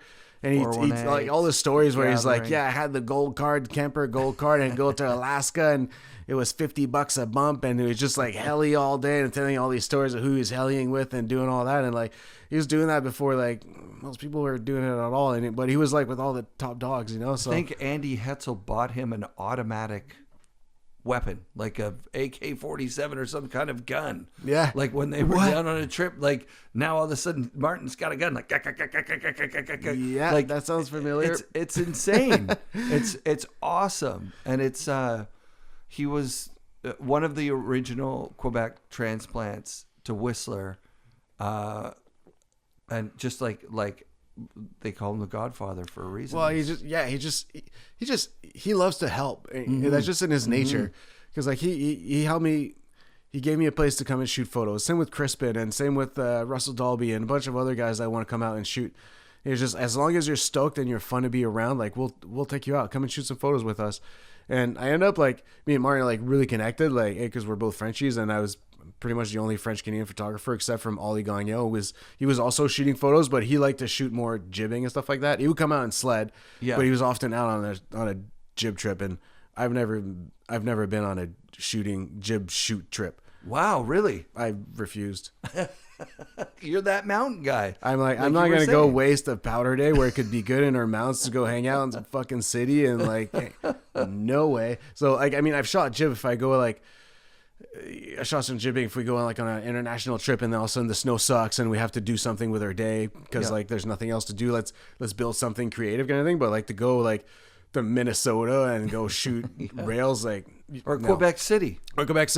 Yeah, I moved away from there because I want to be in the mountains there. I'm not gonna go back. Like I had no interest whatsoever. But like, interesting. That's cool. I've always been into shooting photos to do what I wanted to do. Like, and I want to be in POW, I want to be in the mountains, like, and not to go back in the city. Like, and it's sure, like, composition wise, like, it's cool. You have like, you know, structures, and, you know, you hear from like people that are really into shooting jibbing. Like I find backcountry so boring because all there is like trees and snow and skies and rocks. I'm like, you're not wrong, you know, but sometimes like there's magic hour where the light gets nice or like whatever else, like, but at that point it's almost like that's the challenge, to try to make it look interesting and make it look fun to look at. Oh yeah. So I mean, what's the opposite? You've got like architecture and buildings and the built environment. That's kind of boring too. Yeah, and it creates lines, and like sure enough, like I see like, you know, there's some really creative urban riding photography that I see, but like at the same time too, like, hey, I don't want to go hang out in the back alley all day, man. I feel very similar to you in that. For me, no disrespect to street riders, but up until X Games Real Snow street stuff, where it was really creative and wild and huge, everything up until that, I was kind of like, it's not for me. Yeah, that's funny. It's like not a big deal. Same with me, because like to me, like you hear like really freestyle oriented riders that are like, I fast forward the parts where they ride turns and and standard, and to me, I was like, those are the parts I watch, and the jib parts, those are the ones I would fast forward, because I was like, I don't fucking care. I don't relate to that at all. Right. And so I just like I always look for powder, and then I've never heard anyone say it, but and I usually would fast forward those big mountain parts when I was a kid. But now it's complete opposite. No, I mean, never. Like I was like, these guys doing these nice turns, because I mean, like when I started snowboarding too, like we didn't have parks, so like when I started snowboarding, I was skiing. I was skiing at Mont Sainte Marie, and I was in the racing team at the time. Yeah, and I never even made a race. I just want to like learn proper techniques, because like my dad showed me how to ski, but it was like, we call it spaghetti, because like your skis, and you look like a fucking noodle. But I want like I see people ski better. I was like, no, I want to learn how to ski properly. But then I did that for a little bit. So like up until like pretty much we were about to start doing races, I would ski with a race team and practice and get better techniques and whatnot. But like at the rental shop, they started renting these Rossignol snowboards that they had like a twin tip shape kind of thing, but you could put there are ski binding, like they're like hard boot bindings on them. Yeah. So you could put on like your ski boots onto that. Sure. And then I was like, these look cool. And I'd snowboard like behind my parents' house. There's a really fun hill that we used to go tobogganing in, and people started bringing like Mogul Masters and Legends SCs, and I've tried them a little bit and stuff. I was like, that shit's pretty cool. And I'm skiing and I don't have one of those yet. But then on the lunch breaks, and when I was doing this racing team thing, instead of going in for lunch, I go rent a snowboard for the lunch, and then right away, I've probably also because I have ski boots and there's no flex. Yeah. But I learned how to do a toe side carve almost right carves. away. Like, yeah. And that's when I was like, Zing. skiing at the time, like the skis were like, there's no side cut almost. Side so like cut. the turn was very side slip oriented. Yeah. Where with a snowboard, I learned to carve, like do these massive toe side carves. Yeah. So I couldn't heel turn really good. I'd fall on my back, but then if I get on my toe side, I could rail a mean toe side carve right off the bat. And I was like, I'd never had that feeling before on skis. And after a few days of doing that, like I'd taken an extra run because I want to do more toe side carves. And I from the top of the last pitch, I could see my whole team that was there, and I was a few minutes late. And I was like, oh, I'm going to come down and I'm going to do this massive rail turn and just carve so hard, and they'll think it's so cool. Yeah. But then I do I do just that. I just do this massive carve, like dragging my hand, like, and I get back up and I'm like, yeah, in my mind, and then the coach is like, you do that one more time, you're off the team. I'm like, all right, fuck you guys, I quit. I'm off the team then. Yeah, I'm off the team. And I just went snowboarding for the rest of the day. I've never put on a pair of skis again. And then, oh, that's amazing. So then at the time, I started snowboarding with hard boots. And my first board was an Oxygen hard boot kind of board where like I learned narrow and narrow, like long, but the carve, like we had no Did parts. it have the base that was like black and white, like kind of like marble cheese or something? Yeah, I forget what it was. Like it was kind of like more pink and orange or something like that. It was kind of day glow. It was pretty cool. Sick. And then after that, my second board was a Burton Factory Prime. Like it was like 195 missile Holy thing. shit. Just like, so you were going to be a racer, basically. I was, sort of. I was carving because that's the going fast. Because like that's the feeling that I could find that was really cool. Yeah. And going fast and like with those boards, like you could rail a heel slide turn like being on the ground. It was epic. It was so much fun. And then, but then they started building parks. And then I hit tabletops with my Factory Prime, and just like you're sitting straight. It's just up, like, well, I do indies and newts, but then I was like, this doesn't feel right. And then that's when I got my first freestyle board. Was a one snowboard with baseless bindings and 32 low tops. Like they didn't have like an actual top of the boot. It's pretty much like a padded Converse boot kind of thing. Like totally, such shit. Totally. And one was like a sister company to Division 23. Oh, was it? Yeah. I knew nothing about it. I just They're like made in the same somehow place. this thing ended up in my hands, and I was just like, okay, cool. And I haven't been on hard boots since, but like, I always loved free riding. Like I think that's where it continued from the big mountains. I was like, I can carve this. And then when I came to Whistler for the first summer or something like that, like I didn't even go straight to the park. I was like, look at these mountains, and it was all slushy, and I was like, let's go ride. Like I remember riding at Cougar Chutes and like soda and couloir in the slush, and my roommate, my roommate at the time was like, why the fuck did we come here? This shit sucked. But I was just like, that was the best run of my life because so you far. want to go to the gnarliest shit. I see it with kids, like with my kids, like they talk about black diamonds. Like, let's go to a black diamond. Like that's the natural progression of.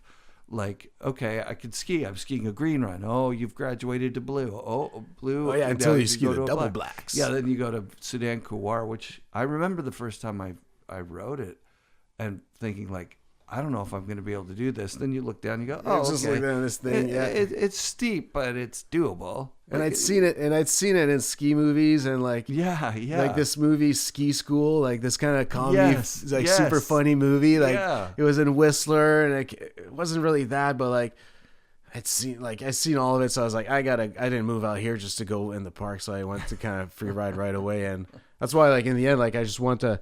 Like I always enjoyed shooting freestyle, like because I love to see progression. I love to see like sessions go down, and they also make good photos. Like it pop in the air and stuff like that. Like it shoots really well. But like, I like go shoot at contests, like and go travel to shoot like from. Like I really was never into that. Like I was just like, okay, let's go in the mountains more than anything. Let's use this as a tool to get to wicked cool places. Yeah. And then in the end, like after I started shooting like with the Gathering and going out, and like I shooting a lot with Martin, and Martin was really into free riding. Like he was really good freestyler, but like he always loved doing big lines and stuff like that. And and yeah, so I shoot a lot with him, and like we became a good little team for a few years where we'd go.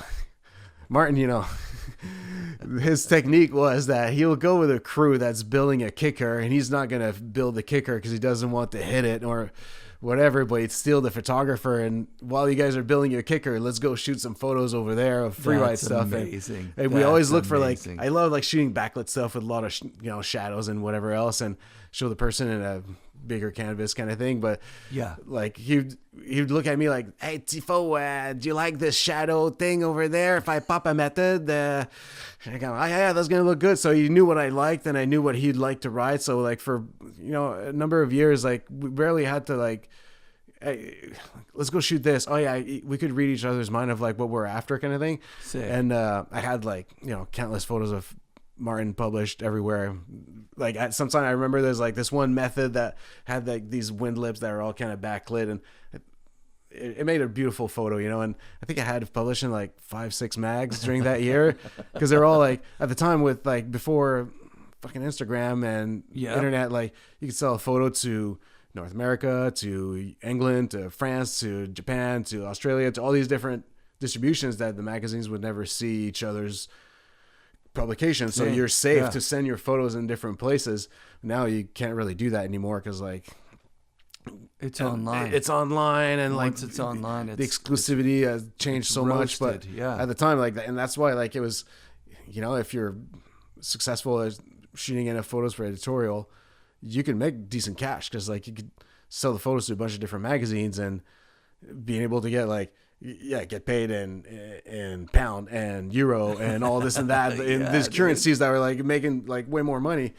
So totally. Like that was like my cash cow for a while. Like, because I've never taught you to submit to all those magazines. Was there Colin? Probably. Did like, you have a mentor like Colin? Like Colin a little bit, but then at the time, like there really wasn't much. Like I just learned like through meeting Colin that I have to know the photo editor. Yeah. So I had to meet the different photo editors. So like I look at like the table of content where it says the people's contacts and stuff like that. I'd be like, open a mag. If I want a photo in Snowboarder mag, I like gotta open this page and see like this thing, and like, okay, there's like at the time like Jeff Baker was editor of Snowboarder. Yeah. And I sent him an email, and like, which is interesting too, because like with Jeff, like I remember the last real job that I had in the village, I got fired from because I stayed late to shoot Martin doing this big double drop on Mount Fee. And it was like the light was going to be sick. And I was like, oh, there's no way I'm going to work as a freaking busboy and miss that moment. Yeah. And stay till sunset, and he hits the line, and it's epic. And then I get this really nice photo, a horizontal shot that was just like with the snow falling, and you see his boot pack all the way up. Like it was pretty beautiful. Sick. And then I show up to work at Mongolian Grill, and Ingo, the manager at the time, I'm like, oh, sorry, Ingo, I'm late again. He's like, well, we called someone to take your spot, and I'm going to do you a big favor right now. You're now a full-time photographer because you don't have a job anymore. Wow. You can't show up late and do this all the time. Like, but he had the wherewithal to be like, chase your fucking dream. And like the thing that was cool working at Mongolian Grill is that Chris, the owner, he's a shredder, and like countless writers came through his restaurant. Like Chris Wilson worked at Mongolian Grill. That's how I met him, was through the grill. And a bunch of other guys came through the grill, like Joel Loverim worked there, and like, who's the owner? Chris Miron. Yeah. He's childhood friends with people from Sudbury. Yeah, exactly. Yeah. So he's I never knew him, but he's a legend. He's a super cool guy. He's so like legend. Everybody wanted to work there because like it was a really cool restaurant. Yeah. But anyways, so yeah, like when Ingo was like, "Yeah, go be a photographer," then I was like, "Okay, now I really got to bring in some cash," and I started painting houses that summer because like then that was a good job that paid all right, but it didn't destroy you too much. So I could go climbing after work. Yeah. And then it was kind of fun to paint. You're up in the ladder or whatever. Belzile does that stuff, right? Yeah. So, I ended up like getting fired for that job, but it became, Jeff Baker was coming from Whistler, and we got in contact, and I went to meet him at the gas station. He's like, I heard that you got a good photo of Martin. Can you bring that slide to me? And We were at the Husky and How would in he have Whistler. heard that? Martin calls him. Hey, Martin, get that Tifo. Martin calls him, or I think maybe I wrote to him. I forget. Yeah, Like, it's yeah. so long ago. I forget what happened. Sure. All I remember is being at the gas station with Baker looking at the slide through the light at the gas Just at the pumps. yeah. Just to look at it and be like, I'm keeping this. And I was like, Wow. oh shit. Sick. And that was my first spread page in Snowboarder Mag that came Nice. out after that. Nice. So it cost me a job at the restaurant, but whatever. At least I had, now I had That's perfect. my first photo in Snowboarder and a good relation that was established with the mag. And that's who I ended up like getting supported with the most, like in the long run. I did like a lot for years. I did a lot of international trips. I was teaming up with Carlo with Alterna Films. Yeah. And every year, like I'd find this weird place to go snowboarding at, and we'd just go out and make a cool snowboard trip of going out and somewhere cool. Like we went to Turkey and Wow. different places. Every year we pick somewhere different. We went to Rad. Slovenia. Rad. It was super cool. Like I was just finding these different places to go, and like I'd sell my articles to Snowboard Canada. Then I'd sell these articles to all these different mags all over the place again. So like I'd make like a good little cash with those trips. And then after that, Bridges invited me to go shoot with Standard Films in Terrace for a 2-week heli trip. Whoa. So that was my first Who heli were the trip. riders? Matt Krappel, Sammy Lubke. There's a whole crew that was there. There's like, I think 8 riders. Lonnie Kalk was there. Torstein. Fuck, that's also a long time ago. Like Yeah. that's kind of who I remember. There's a big crew that was there. But Up-and-comers. Mads Janssen. Like Oh, wow. we became Yeah. brothers. Like freaking love the guy. We really connected together. Sick. So yeah, Mods was like one of really good friends, and at the time after I met him, and I think we shot a little bit. That's how it was, because I was shooting with Travis Robb when he was filming here, and I shot with those guys and John Jackson a few times. And because to me, like I always loved Standard Films, guys, all the stuff, Yeah. and like Yeah. my goal was to shoot with Standard Films and Absent Crews, because I Sick. want to be with those guys. They shoot like the snowboarding that I want to document. Yeah, that's the best. Yeah, that's the best of the best for that genre. For that genre. Yeah, Like I didn't want to yeah. go build cheese wedges. Like I was okay doing that, but like I want to shoot like what these guys were doing. And so yeah, I got invited to go shoot with for that snowboarder trip in Terrace, and we killed it. Like it was really good. It was super, super fun. It was like such a mind opening experience. I've never worked in a heli, but Travis was really good, and Eva Rad. Guide was really good at teaching me the ropes of, you know, I was the most rookie of the entire crew, you know, but everybody was super nice and welcoming, and then I did a good job. And then after that, Pat was like, well, we'll pay your expenses every year now. We'll just give us your bills of what you shoot. You give us first dibs on your photos, and then after that you can sell the rest to whoever you want. Wow. So I was like a staff contributor kind of thing, because like my stuff was all paid for. Right. And I didn't have an overhead anymore. Just like every month I just give all my bills from my travels and whatever else. And then I get to shoot for Snowboarder. And So here's a question that's come up over the years, not on the show, but just in life. Who owns the photo? Who owns the photo if, like, so when you send it to Snowboarder and then they decide we're keeping this one, and they send you back your stuff, Yeah. and you can send this to anyone else.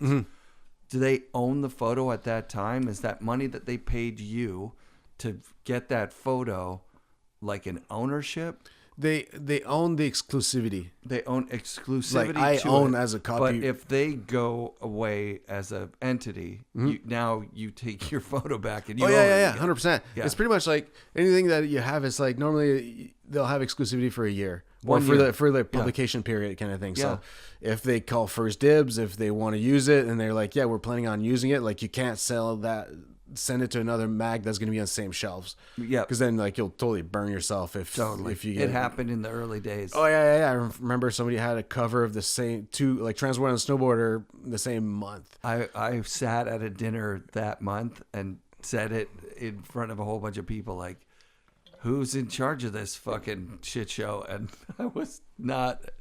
It met with, people were not stoked that I Yeah, said no, that's not ideal. So you have to be, and that's the thing that's tough too, because like mags will keep your photos, and they still do. Like they'll keep your photos, and you're hoping that they're gonna use them. They're like, oh, we're gonna pick these shots, and then after that, you can send the other ones to whoever you want. But like, okay, like they expire at some point, right? just at one point, like everybody's made their pick. Yeah. And then sometimes you'd be like this shot that you're really hoping that you're going to get published doesn't get used because for X reason, you know, they just didn't have the space, or a sponsorship thing come through with like paying for an ad slot or something like that, or whatever else. Right. So sometimes you'd be really disappointed and sometimes you'd be really happy. But I feel like that's part of like what was so special about at the time getting your photos in a mag, because like you had nowhere else to have your photos promoted.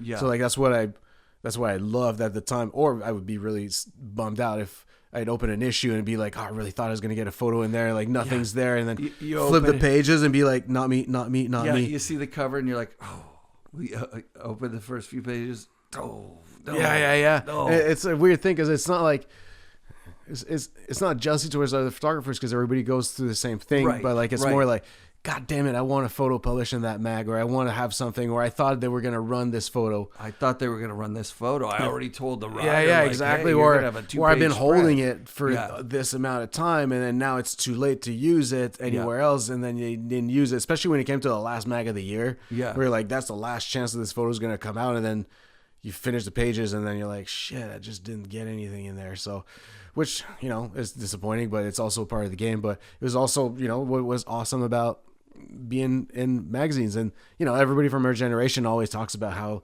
the anticipation of getting a mag in the mail, where you're going to get the mag and you're so stoked to see what happened. And as a viewer, just to see what snowboarding is all about that month.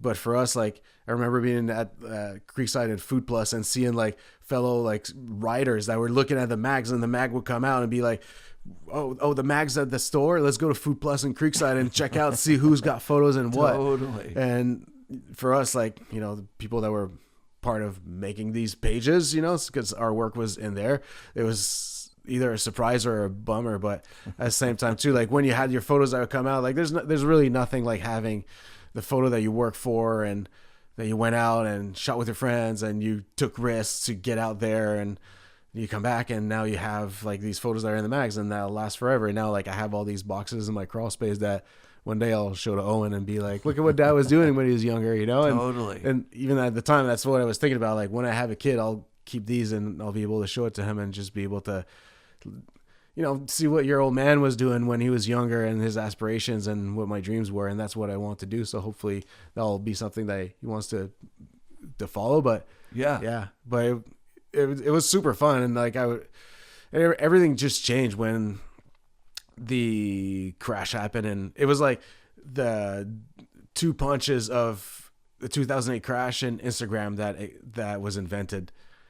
And I remember how did you fare with the film to digital thing? Because that would have happened pretty quick in your career, right? That was around, I got my first digital camera in 2006. No, so that's not even close. No, you a started couple of years, like 97, 98, 99? Yeah, I was shooting photos like for fun, 97, 98 kind of thing. And then for real, 2000, then I was shooting everything on slides. And I love like the different looks of different slides and films and whatnot. And then when... what was your film? What was your favorite Fuji Provia. Provia, and then if you want to have more saturation, then you get a Velvia. Or if you went somewhere that had more yellows, then you get a Kodak.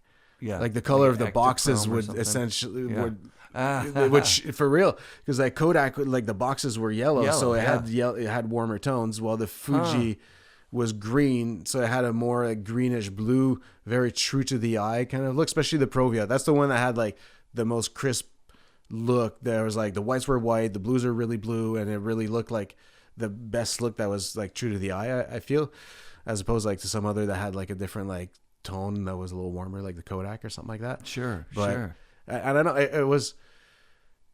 I've always been like a purist. Like I didn't get on Instagram forever because I was like, fuck Instagram. And then I didn't want to switch to film because I was like, I'm going to shoot film. But then like the inconvenience of film became apparent really quick. Cause like at the time, like you had to scan all your slides and then email your previews to all the mags, and then they pick their previews, then you mail the photos, and then after that, you're done with that, can you mail them to this mag and to this mag? So it took like from April to August for all the mags to cycle through your photos until at that point, okay, we're done, like mags in North America doing their picks, and after that you get hopefully all your photos back in the mail. Then you're like, okay, to Europe now and to Japan and to wherever else. And you're like, my photos are going across the world. Maybe I'll see them again. People were pretty good at returning them, but like, sometimes they just didn't. But the inconvenience that it'd take like half a year to be able to get Max to see your photos until like when I got my first digital camera, and all I had to do was like copy paste, like nuts, control copy, control V, and It's now a my photo completely exists in 2 different places. Now I can send them all to everybody and have everybody make their pics. And What camera body did you go to for digital? Nikon 5. I feel like I really should remember that model. It's like an early Nikon, I think D5, right? Like D5. There's a 5D because Canon, that's the thing now. I'm there's a confused with D5 the Canon that has the Nikon. 5D, but I think it was a D5. I think you're right. Yeah. And that was my first digital camera. Like, That's a sick camera, right? it was good. Yeah. But like if you shot like anything at night, like past like 400 or 800 ISO, like it looked so noisy. It was such shit. The blacks were terrible. Like the sensors were really the infancy at the time. But the user friendly part of it to just be able to copy paste, and all of a sudden you just email shit. You don't have to like physically mail, because it's also kind of getting expensive to FedEx your photos everywhere. Hell yeah. So like all you have to do is just email your previews, and then you email them the raw files, and it's just like boom, done. You're just like that. Hey man, I'm done my submission season like in a month from the cycle, and then I can go do something else and whatever else. But then then it was really cool to go with digital, and at the same time too, like then it became simpler to travel because you didn't have to have like film, and like the film was not cheap. Like a box of 20 Fuji Provia was $400 with processing. Then they'd want to send them through the X-ray sometimes. Like, hey, what do you got? What are you gonna do? And like, and and then you have to look at the film and stuff like that, and like it was kind of a pain in the ass. And then with digital, then it became like a lot simpler to travel. You just need a hard drive. But at the time, that was before Lightroom existed, so there wasn't really a good system like Adobe Lightroom, the application to touch up. But the thing that was really with your photos, right? The thing that was really useful with Lightroom when it first came out is that it had cataloging platform. So it created a library for you. So as you import your photos, it creates a folder for the day that you shoot. So it's like much easier to organize your photos, and after that to be able like, I just shot like a day, I'm gonna go back it up on my backup. And like even like knowing that I should back my shit up, I didn't know about that until I lost my first day of shooting from like erasing something and be like, fuck, I lost my photos. And oh no, it's because you gotta double back your shit. Like we didn't have there was no instruction manual until like Zimmerman came to Whistler to do a conference to explain how Lightroom worked, and a bunch of us photographers sat in a room, and Zim told us how about it was, and everybody went like it was so mind-blowing, just the user friendliness of that platform, because it is made for professional photographers who need to cycle through photos really quick. So the thing was a lot simpler in Photoshop, and being able to organize your photos was a lot easier. So now all of a sudden you just have to travel the world with 2 hard drives and a computer, and it was way simpler. Yeah. So you'd get external hard drives. They must have been just so expensive at the time. Like it's like $150 for $200 for an external hard drive. They weren't terabytes at that time. No. But the photos weren't. Also, the photos were like 10 megabytes. Right. Like now you need terabytes if you're shooting like video 4K 120 frames a second, and then you're shooting like a lot of like big volume. This shit, each of these cameras has 256 megabyte cards. Yeah. And they'll get, that's only 3 hours worth of 4K. Yeah. That's exactly. It takes a lot of space. So yeah. But yeah, no, it was cool because then I was able to like, when I started traveling for photography and shooting snowboarding, that's when it was pretty much at the same time as digital era. It's crazy because you've got a job, and literally the job completely changes, right? Like the job of a film photographer versus the job of a digital photographer, they're not the same job. Well, they're not the same job. And like, as far as you get like working for clients, especially if you're working like on a set or something like that, like sure you could shoot like Polaroids to look at like, do you like this composition or whatever? But like now, like when you're working with like, a high paying job where like the stakes are super high and you're shooting a photo, now it's like you shoot the scene and you go look at the client and be like, do you like this? Or let's put it on the computer. Do you like this? Yeah. Oh, let's manipulate this. Let's move this around, whatever. So now when you do a job that like Yeah, there's just like but the job changes for you, but it doesn't change for anyone else. Right? no, not really, because like anybody else, they want to get images, and for you, you're just providing them, and it's just in the end, like you have peace of mind after your shoot, and if you know you really dialed, especially like if you're shooting a slide film, because the latitude, like how much you could underexpose, overexpose was really minimal. You had like half a stop, so you know, for people who understand like what stops are, just how much light that if it's too bright or too dark, you really didn't have that much, and then it looked like shit. And then if it's too underexposed, you couldn't really fix it up in post because you're fixing a digitized scan. So when raw files came out where you can actually change the integrity of the shot, where make it brighter, you're actually changing the units within the image itself. You're not like adding pixels on top of pixels to make it look better. Yeah. Then all of a sudden you're just like, okay, like, I have a better margin to be able to, if something goes wrong with my exposure or anything like that, but I'm also seeing what I'm doing. So it just gives me like that much of a better chance to, you know, deliver whatever my client wants and be happy. Or same with like, if you're shooting like snowboarding wise, like now we can look at our shots and be like, look at this photo. Do you like your style? Right. Do you like your grab? Do you like how it went? And like, you know, a lot of times it's just more? like, you got one more in you. Cause like, you know, for a rider, like you go in the air, you do something, it felt really good, and then when you look at it, it's like it was good, but like I've seen you do a better one of this. Was like this. Your hand was like that. Yeah, you let go of the grab, or your method wasn't tweaked really high, or whatever it was. And here's what it looks like.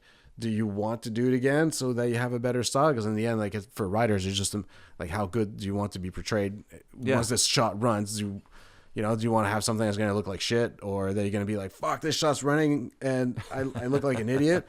Or you can go back up and do it perfect and be like, yeah, you look at the back of your camera and now you're like, look, we got it. High five. Okay, cool. Now we can move on and do something else.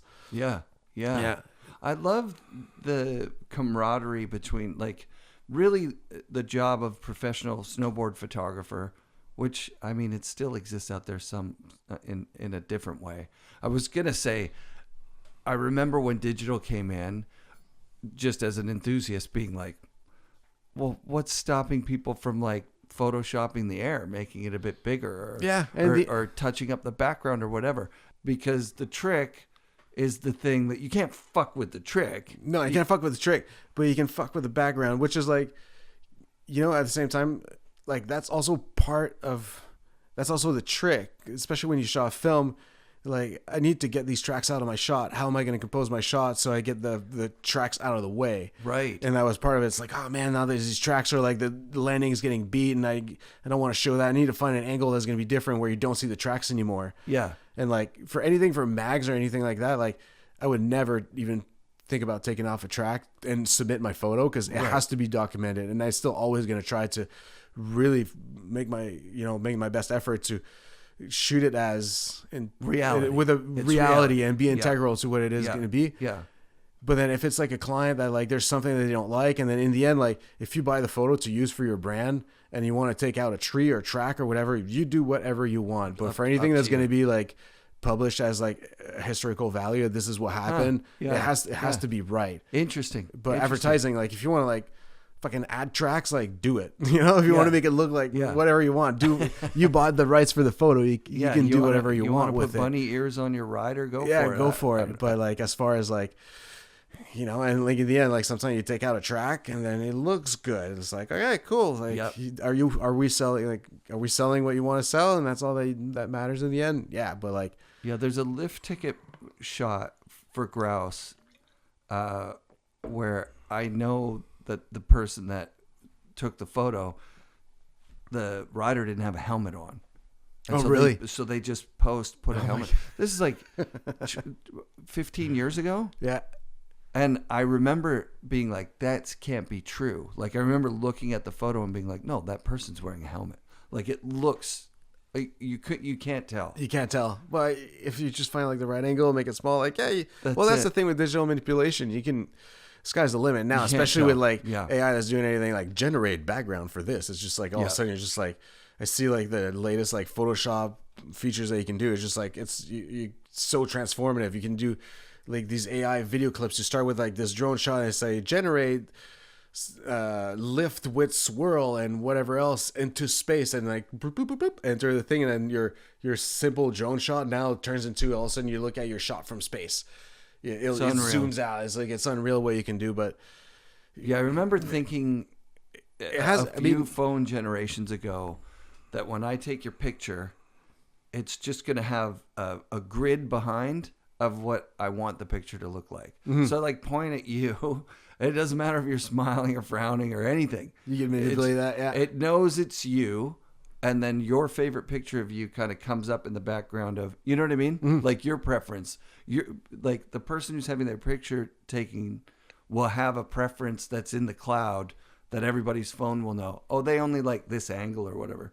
So then I'll be like, oh yeah, I was with him, blip, and it was sunny, blip. Oh, there's the chief in the background. We're it's in like Squamish. You can create the memories that you want. You could create whatever memory. We didn't go to the chief, but we were in Squamish, and it was a sunny day. You know, like it could be reality. It could be what it looks like right now. That's why like Instagram. You can always say Instagram lies. Right. Because it could be anything, and now especially with that kind of like manipulation, we can like transform an image completely. Then it's well, I don't know if you know this, but TikTok, I heard it in a podcast that TikTok, so none of these apps are required to report any manipulation that they do. No, they don't care. So TikTok, I think, was the very first one to add filters to people. So they just enough. They don't know, but they look better in their photos on TikTok. Yeah. So they feel better about them. Then they look on their Facebook ones or their Instagram ones. They're like, ugh. Especially with TikTok. Like with people that are models and whatever that just want to, embellish their skin or but whatever. Just everybody, right? Yeah. Like if like I remember when I first happened on my phone, the portrait thing. I used portrait, and my wife and I did like a selfie of the two of us. And wow, that really looks nice. And in the future, when I would be doing a selfie on photo, she'd be like, put it on portrait because it touches us up and maybe makes our eyes a little bit more wide or bigger, whatever it's doing. The thing that it's doing is that with portrait mode is that it's creating depth of field. Because if it goes with the one lens, everything's in focus and there's no separation between a background. Yeah. Well, if you take it with portrait, it separates the background and makes it like, it makes it look like you took a photo with a real camera, sort of, because there's a focal difference. Right. And then, but they also can add, embiggen eyes a tiny little bit without, they don't have to report that. No. They don't have to say it. Like tweak your smile or make the face more symmetrical. It can do that. And how would you know? You don't know. Well, if you're just on the other end of the you're like, wow, phone, that's it's just like, oh, wow, that's a good picture. That person looks good, or whatever it is. Yeah, exactly. Yeah, like that's almost like what after a while, like,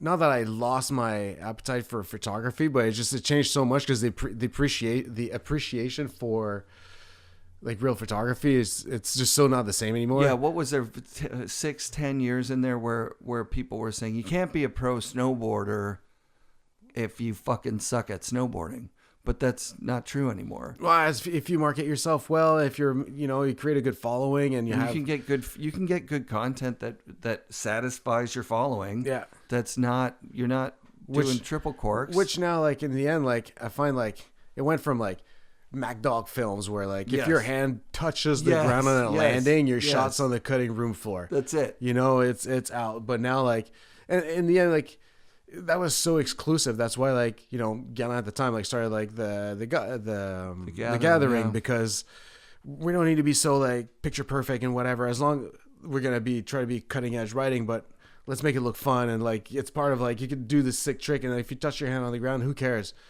Like, does it really matter? But at least we're still gonna portray good snowboarding. And now it's like there's a lot of subpar stuff that's out there that and in the end, like people.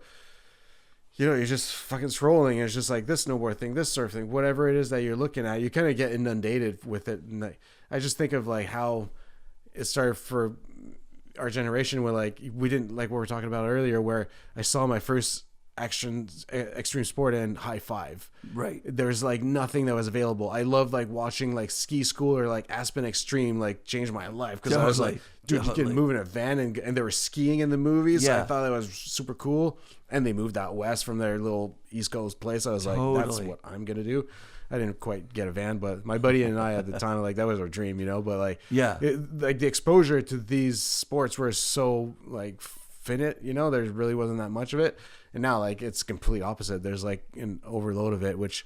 So, I think as a consumer of content for a very long time, starting with BMX, into skateboarding, into snowboarding, like, films, magazines, like, magazines were so important, right? The photos, they were so good. So, the magic in those photos, I learned over the course of my life, that a great photographer like yourself, like you could take a great photo of me, let's say. We go out, we pick a spot, you have the right eye for it, composition.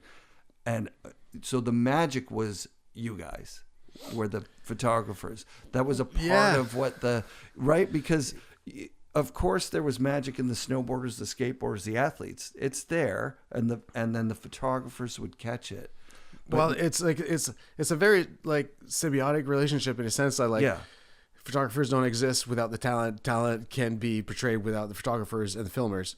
But I feel like with photographers, like it's one frame, so you really capture the style of a trick. Yes, you really capture like that moment in a turn or a line or whatever it was. Like you know, especially like doing lines. Like what was the most critical moment at the time that really, as a viewer, now puts you on your toes. Like doing a turn, like, or like something like doing a turn right above exposure, be like, holy shit, what happened after that? Yes. Where like now the only way you're going to get to see it is if you go see a snowboard movie where that action was documented as a motion picture. But our job was really to try to like, capture that little moment and that magic moment. That magic moment. And like, it wasn't like the half a second before or after that it happened just for that millisecond that like the tweak went really good. Yes. The snow flew off or something. Like it just became magic. Light, and then the light happened. And like a shot I took a Mods and Terrace where it was like last light and we're flying out and like there's still a little bit more time and like Mods from the air is like, I could jump from this thing to this thing and okay, cool, we'll drop you off and the sun is racing and it's going to be dark really soon. You build this little takeoff. Me and Travis get flown over to the next ridge and like just be like, okay, this is going to be a good spot. And like Mods like air this massive freaking air gap. It was barely a landing, but anyways, it's huge, but like he's right above like the shadowed snow in the back. So like his red jacket really pops. Nice. But like it's these moments like that just happen like at 10 minutes before you didn't know that was going to exist. And I feel like to me, that's what was always been an attraction to going out and shoot photos. Like you never, like, unless they have a kicker that you know you're going to shoot and you know where you're going to shoot it from. But like a lot of times, like that's also what I like about going to shoot freeriding and everything else. Like we didn't know what was going to be on that day. We didn't know what we were going to shoot. And like, I love getting up in the morning, not knowing what's going to happen and coming back at night with a card full of photos that are like I didn't know were gonna exist at the end of the day, and after that, seeing them in different magazines or outlets, it's just fucking came from like something we didn't know was gonna exist until like look at it now. It's like printed here, and now the public can see it, and it's freaking awesome. And, yeah, so cool. Yeah, so it's always been like a thing that I always loved, and like especially shooting film because I was like, you went out and shot some film and took some risks, maybe get lost in the mountains. And let's talk about that. Oh fuck. Let's talk about that.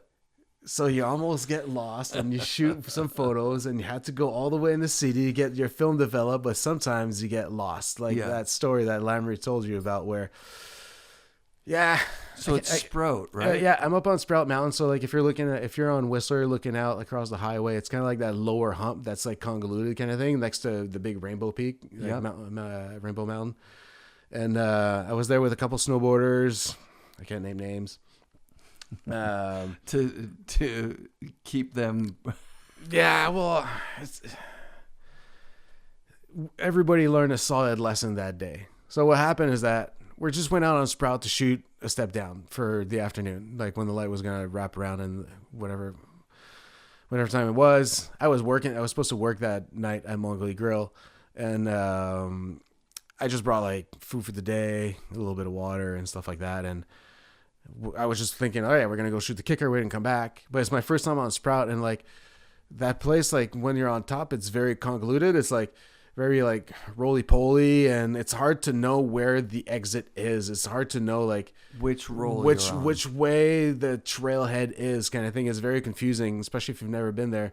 Like you go to Brandywine and stuff like that, like you know where like you go down that big glacier, you take a right, it's almost like a road in the mountains kind of thing. Like you follow the tracks, it's gonna go out especially there. Especially like, now they groom it. Like you just groom there, and then but if you're out in the hills, like you still kind of always find your way. But anyway, so I was following, and it was my first year sledding, so I super sucked at sledding, and oh, no. You had to go on this like kind of off angle traverse on a little hump kind of thing, and you had to go over the hump. And we've done a couple humps where like you could go to the top of the hump or the bottom of the hump, and then you'd join again and whatever. And then that one, I couldn't do the side hill, and I ended up drifting down.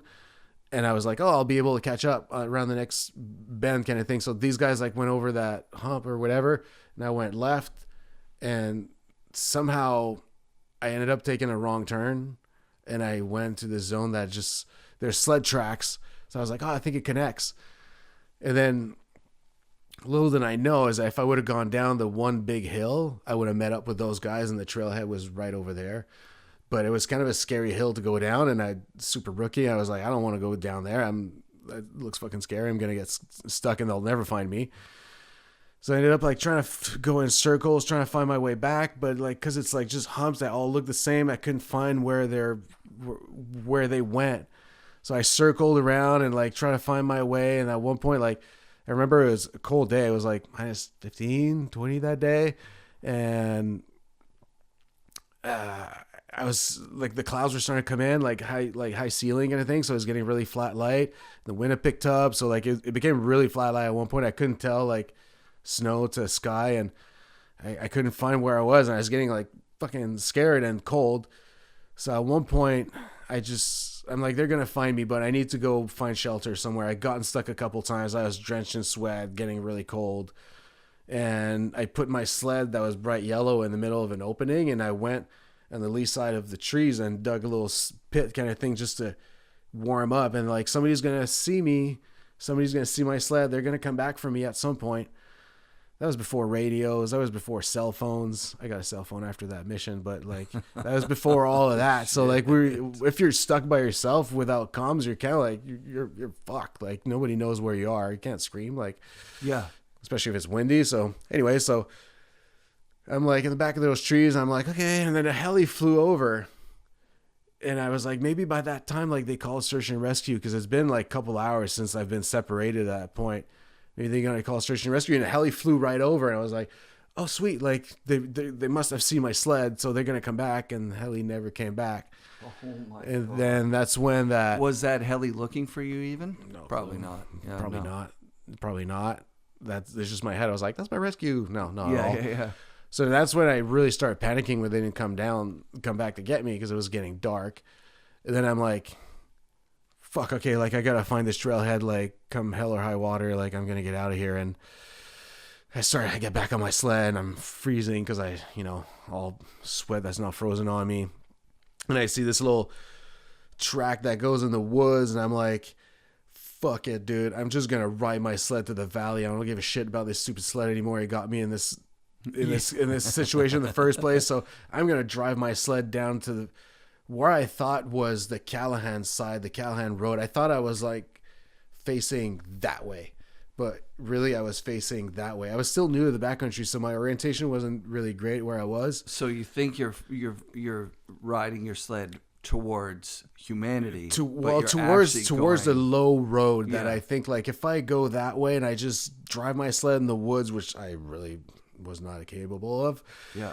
But I was panicking, you know. I was like, it's getting dark. Like, fuck, am I gonna die here? So Yeah, I just ended up following this track, and then eventually, like, track became like a bit of a creek, and then creek became like this really big creek. And all of a sudden, I'm like driving my sled, like bouncing in this creek, and I start to see these giant gaping holes because there's a ton of snow that year. Oh fuck! And I just like before that, I launched myself into like a 20-foot deep hole. I just lodged my sled in the side of a creek. Yep. Like snow over the hood, like, and now I'm like, okay, now you're out of the sled zone in the middle of the woods. It's gonna be dark in half an hour. Oh, and my God. No one knows where the fuck you are, dude. So I was, you know, I just like, I didn't even bring my snowboard and since that day, I always bring a snowboard because you never know when you need to slide down a freaking mountain if anything happens. Even if you're doubling or whatever happens, like at least you can always ride down. You're not a burden. Yep. Or if you're stuck by yourself, you can at least go down a mountain because like at that point, I'm like at tree line and, you know, 4,000 feet of vert, 3,000 feet of vert to the valley left. And I'm like, oh, God damn it. Now I'm grab my camera bag. I forgot to grab my water because it was in my little duffel on my sled, and I'm kind of panicking. So I'm going to start walking. I'm going to follow the creeks lead to valleys. But then, like, it's getting dark, and I'm following down that creek, and like these holes keep appearing. So now all of a sudden, I was just like, dude, if I fall in one of those holes, like, you're gone. Like, nobody will ever find you. So I ended up like starting to traverse, and I'm gonna get out of the creek and go on the flank. But like when you look at Sprout, it's like a giant butt crack from a side because it's like really two places that are split in two, and the mountain split in two with that creek. So like I could never really get out of the creek because it's like the whole mountainside was turning into the creek. Yeah, exactly. So like for like hours, I'm like in like belly deep snow, trying to like to crawl through snow and get out of there. And eventually, oh my God, I got like really exhausted. Like my legs were cramping. Like every time I tried to move them because I was dehydrated too. So like my legs were cramping. And at one point, I'm like, okay, like you've been walking for 2-3 hours now, so maybe I dug a little shelter and I was out of the wind, and I sat on my pack and I just just doze off for a minute. And I was like, don't fall asleep because that's also how you'll die of hypothermia. So I kind of jolted up after half an hour. Okay, got a little rest. My legs were better. I'm like, you stay here, you die. So because at that point, you become very aware that you're on the mountainside on your own, no communication whatsoever. And then I kept thinking I was going to end up on the Callahan sled road on the other side of the mountain. But like at one point I remember like seeing like I get over this rise in the dark because it's pitch black because it's dark. And I just see a semi truck drive way below me. I'm like, the fuck? You're on the highway side? So you're on where all these like lower cliff faces, it looks like from the valley. So I was like, oh God, I'm not in a bad place. So at one point, like I kept having to walk, and like I'm like, okay, at least now I'm gonna get on the highway. And wherever I ended up, like it got really steep. I was like down climbing at one point, and like I took like this huge slide where I slid down and like smashed into a tree, cracked some ribs a little bit, bruised them at least. And then I'm like kind of hobbling out, and it's been like 6 hours of walking at that point, maybe. And so it's like 10 at night. It's like it's midnight. It's midnight, Oh and my God. At one point, I'll never forget the sight of a cross country ski track. And all of a sudden I was like, boom! I was in the valley. I was on a cross country ski track, and I was like, crack ribs or not, I was like skipping. Yeah. I was like, oh my God, Like, I'm alive. I'm alive. I'm fucking alive. And I ended up like at where it's like it was called Miller Creek Cafe, and I had coins in my pocket. I called my girlfriend at the time, and I called that Mongolian Grill, and I didn't know, but there's like a bunch of people on different crews that they're all rallying to come and find me. Yeah. Because like I was now a missing you're person. missing, Yeah. And my crew had went back to try to find me, and like everybody, like people were like, so when I called, like, you know, the tree, the branches starts to spread. Okay, he's out. And then like, you know, the search rescue got called down. But like, yeah, that was in like 2001. And like, that set the tone pretty quick of like safety and like never leave someone behind in the backcountry. Everybody stops at the trailhead. And like my ethics got like so much like quicker. Like, this is how you lose someone.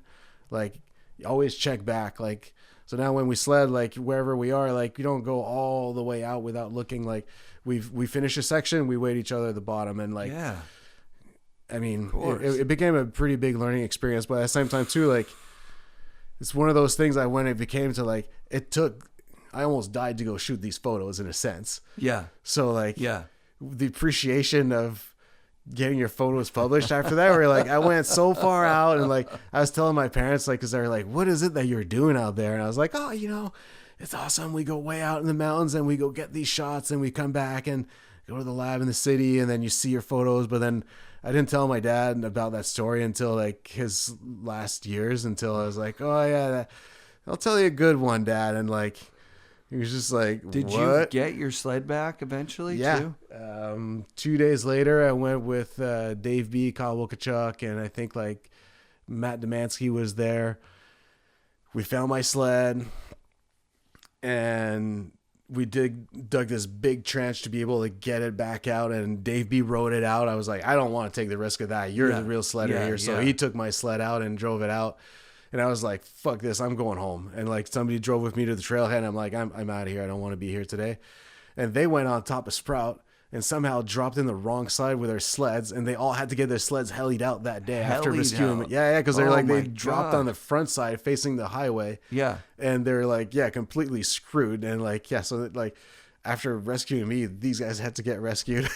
That's so wild. But like, it was wild back then because the sleds were so unreliable. So you never knew what was going to happen. And like, what a scary story. I was like just gripped hearing that. Like, how fucking scared are you every single ridgeline that you get to the edge and you look and you go, fuck. There's just like, there's just always endless ridge, endless traversing out of the creek, like for hours. And it's like at one point I was like, it's like you're scared, but like you got to own your situation. It's like, put that fear aside and like execute. I'm here. I'm walking out. Like, I'm walking out. So how long of a walk do you think that was? It's like 6 hours, which is not in kilometers. Like, I don't know, like maybe like 2 or 3, like, cause it's like from like direct line. It's not that far down, from there, but just if you're walking and it's waist deep, and like it's very slow going.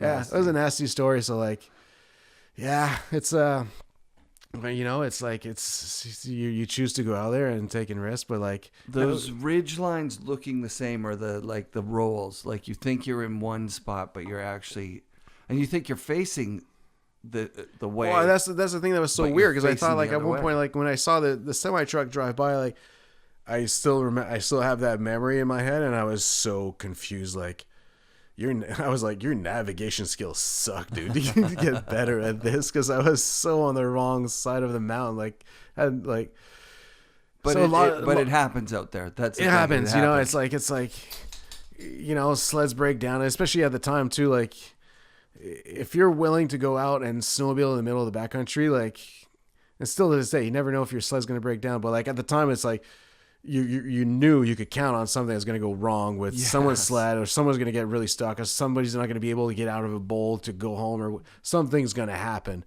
Now, like the sleds are like, they're fucking rockets. Like, you just pin the thing and you just go to the top most of the time, unless that you don't know how to ride them at all. But like, you can we tripled. My first day out on my sled, we were tripling on it. Oh yeah, no, exactly. You could triple. We can never do that back then. You can barely tandem like 2 people on a sled. Barely. Remember, it's like Kyle Wilkachuk who taught me how to tandem and how to really like pin the throttle and chocolate bowl. Yeah. Now something we just go up without thinking. But like at the time, like that was a giant hill to go up with our crap sleds. Yeah. And I remember like when I had my Summit 700, my first new sled. Yeah, I was at the bottom of this big climb in Brandywine called the Gauntlet. That like there's a chute on one side and the Gauntlet on the other. I was with Paul Watt, who he did a lot of filming for Snowboards, and he was on his Polaris, and it was both our first time going up there, and like we're still talking about it once in a while this day, how terrified we were about going up there.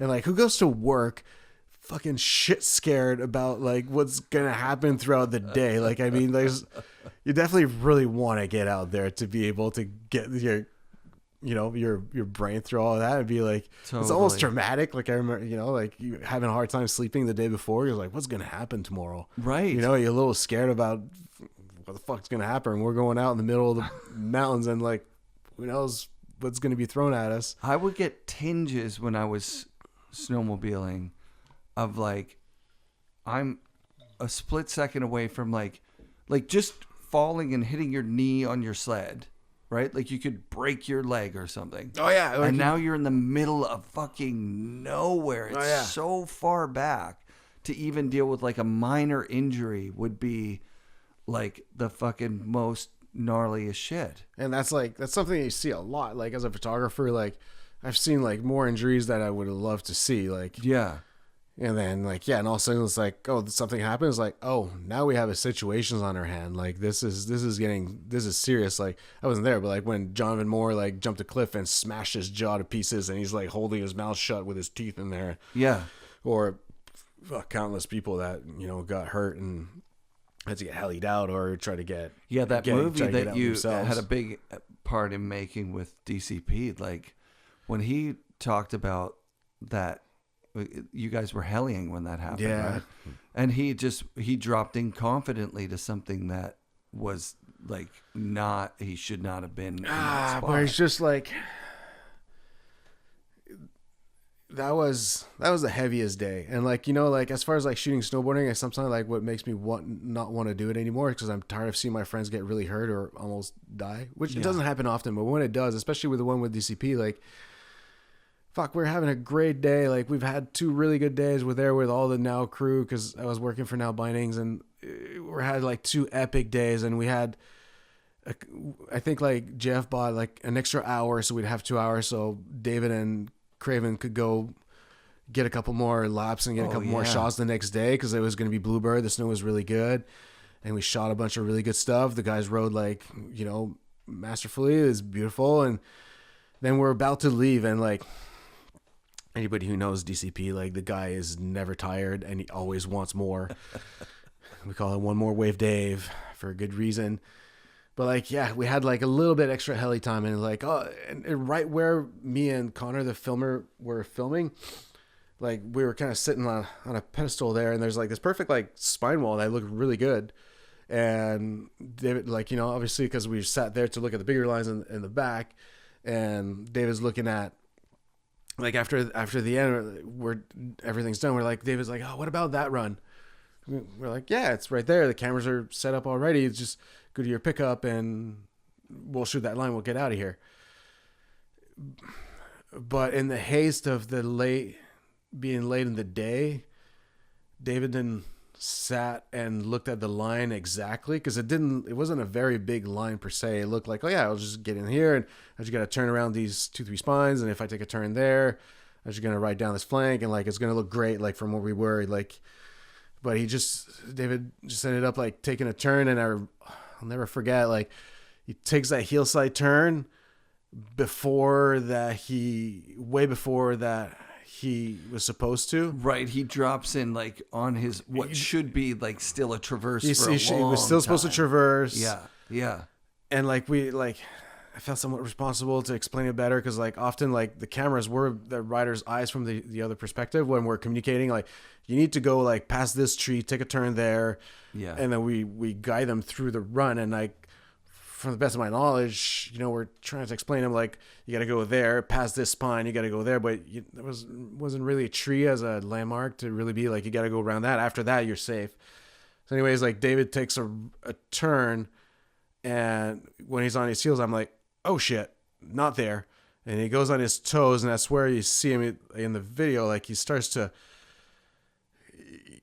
in his eyes like, oh no, I shouldn't be there. And then after that, like the turn, like he gets kicked by his turn. He hits like something hard, and he starts like the worst tumble of his life. And then that's when like I saw him happen. I put my camera away, and I remember like looking at my photos. Like I was shooting going down, and at one point I stopped shooting because I was just looking.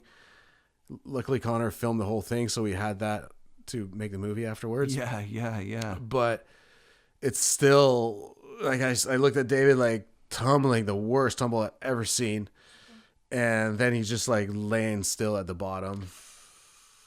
And it's not a good feeling to know that your friend might be dead, and you might have witnessed that, or if they're not dead, they're not walking after that. Like, but then he gets up and he traverses over. Oh shit! He traversed out of the I line. forgot that part. Yeah, he traversed away.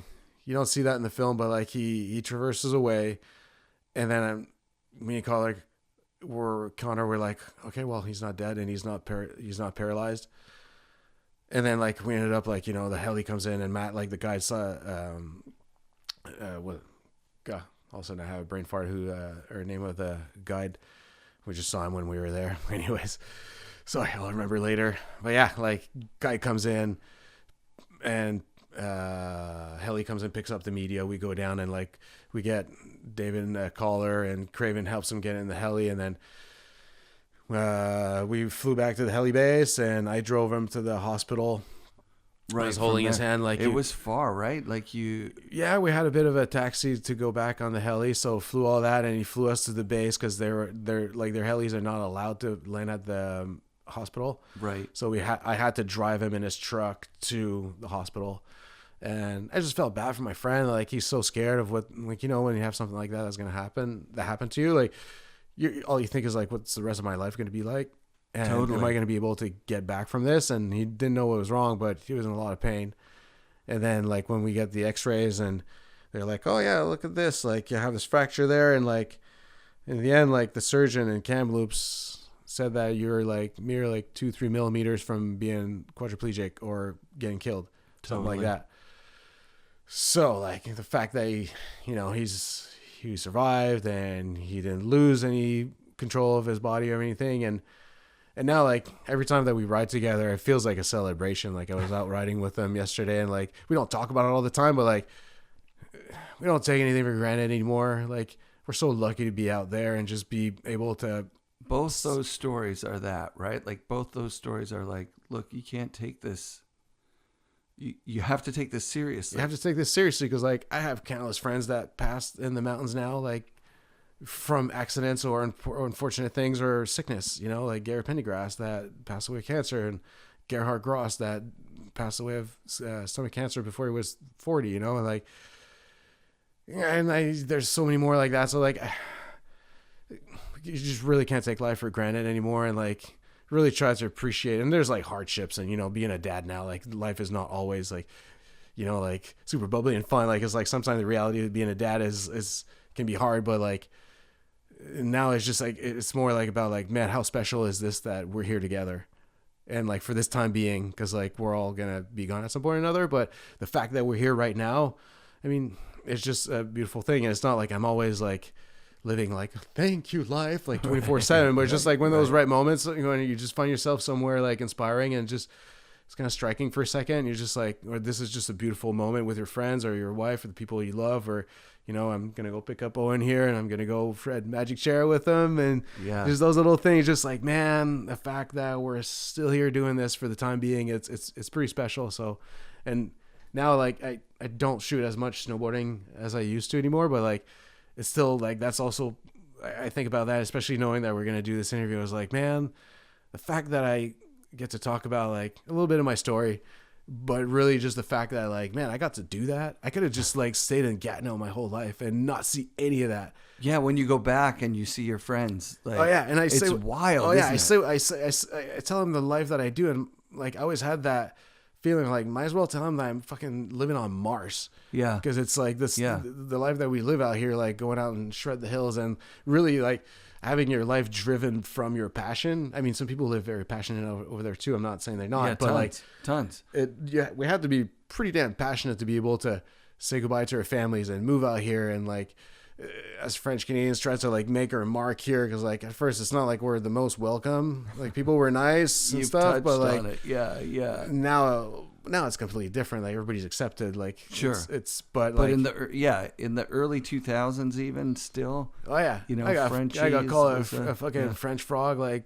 more times than I can count. But like I just laugh it off as like fuck you squareheads. That's why we call the English people. I never understood. I never understood. Well, it's the Gatineau Ottawa thing is where I grew up. We're right next to Ottawa, so we're across the river. Yeah. So we always like, and our bars closed later, so people would come from Ottawa when our bars just closed, and then come into on the Quebec side and start causing shit because they were drunk and like, you fucking Frenchies, blah blah. And then it would always cause some trouble, and I don't know why we call English people squareheads, but like, but I've never been, just because I knew what the West was. I've never been a separatist at all. Like I love Canada in its entirety, and like that's one thing I never liked about Quebec. Is like the fact that like, you guys want to separate? Like, fuck that, dude. Canada, we're so lucky to have this beautiful country from coast to coast, from Newfoundland to BC, and have everything that's included in it.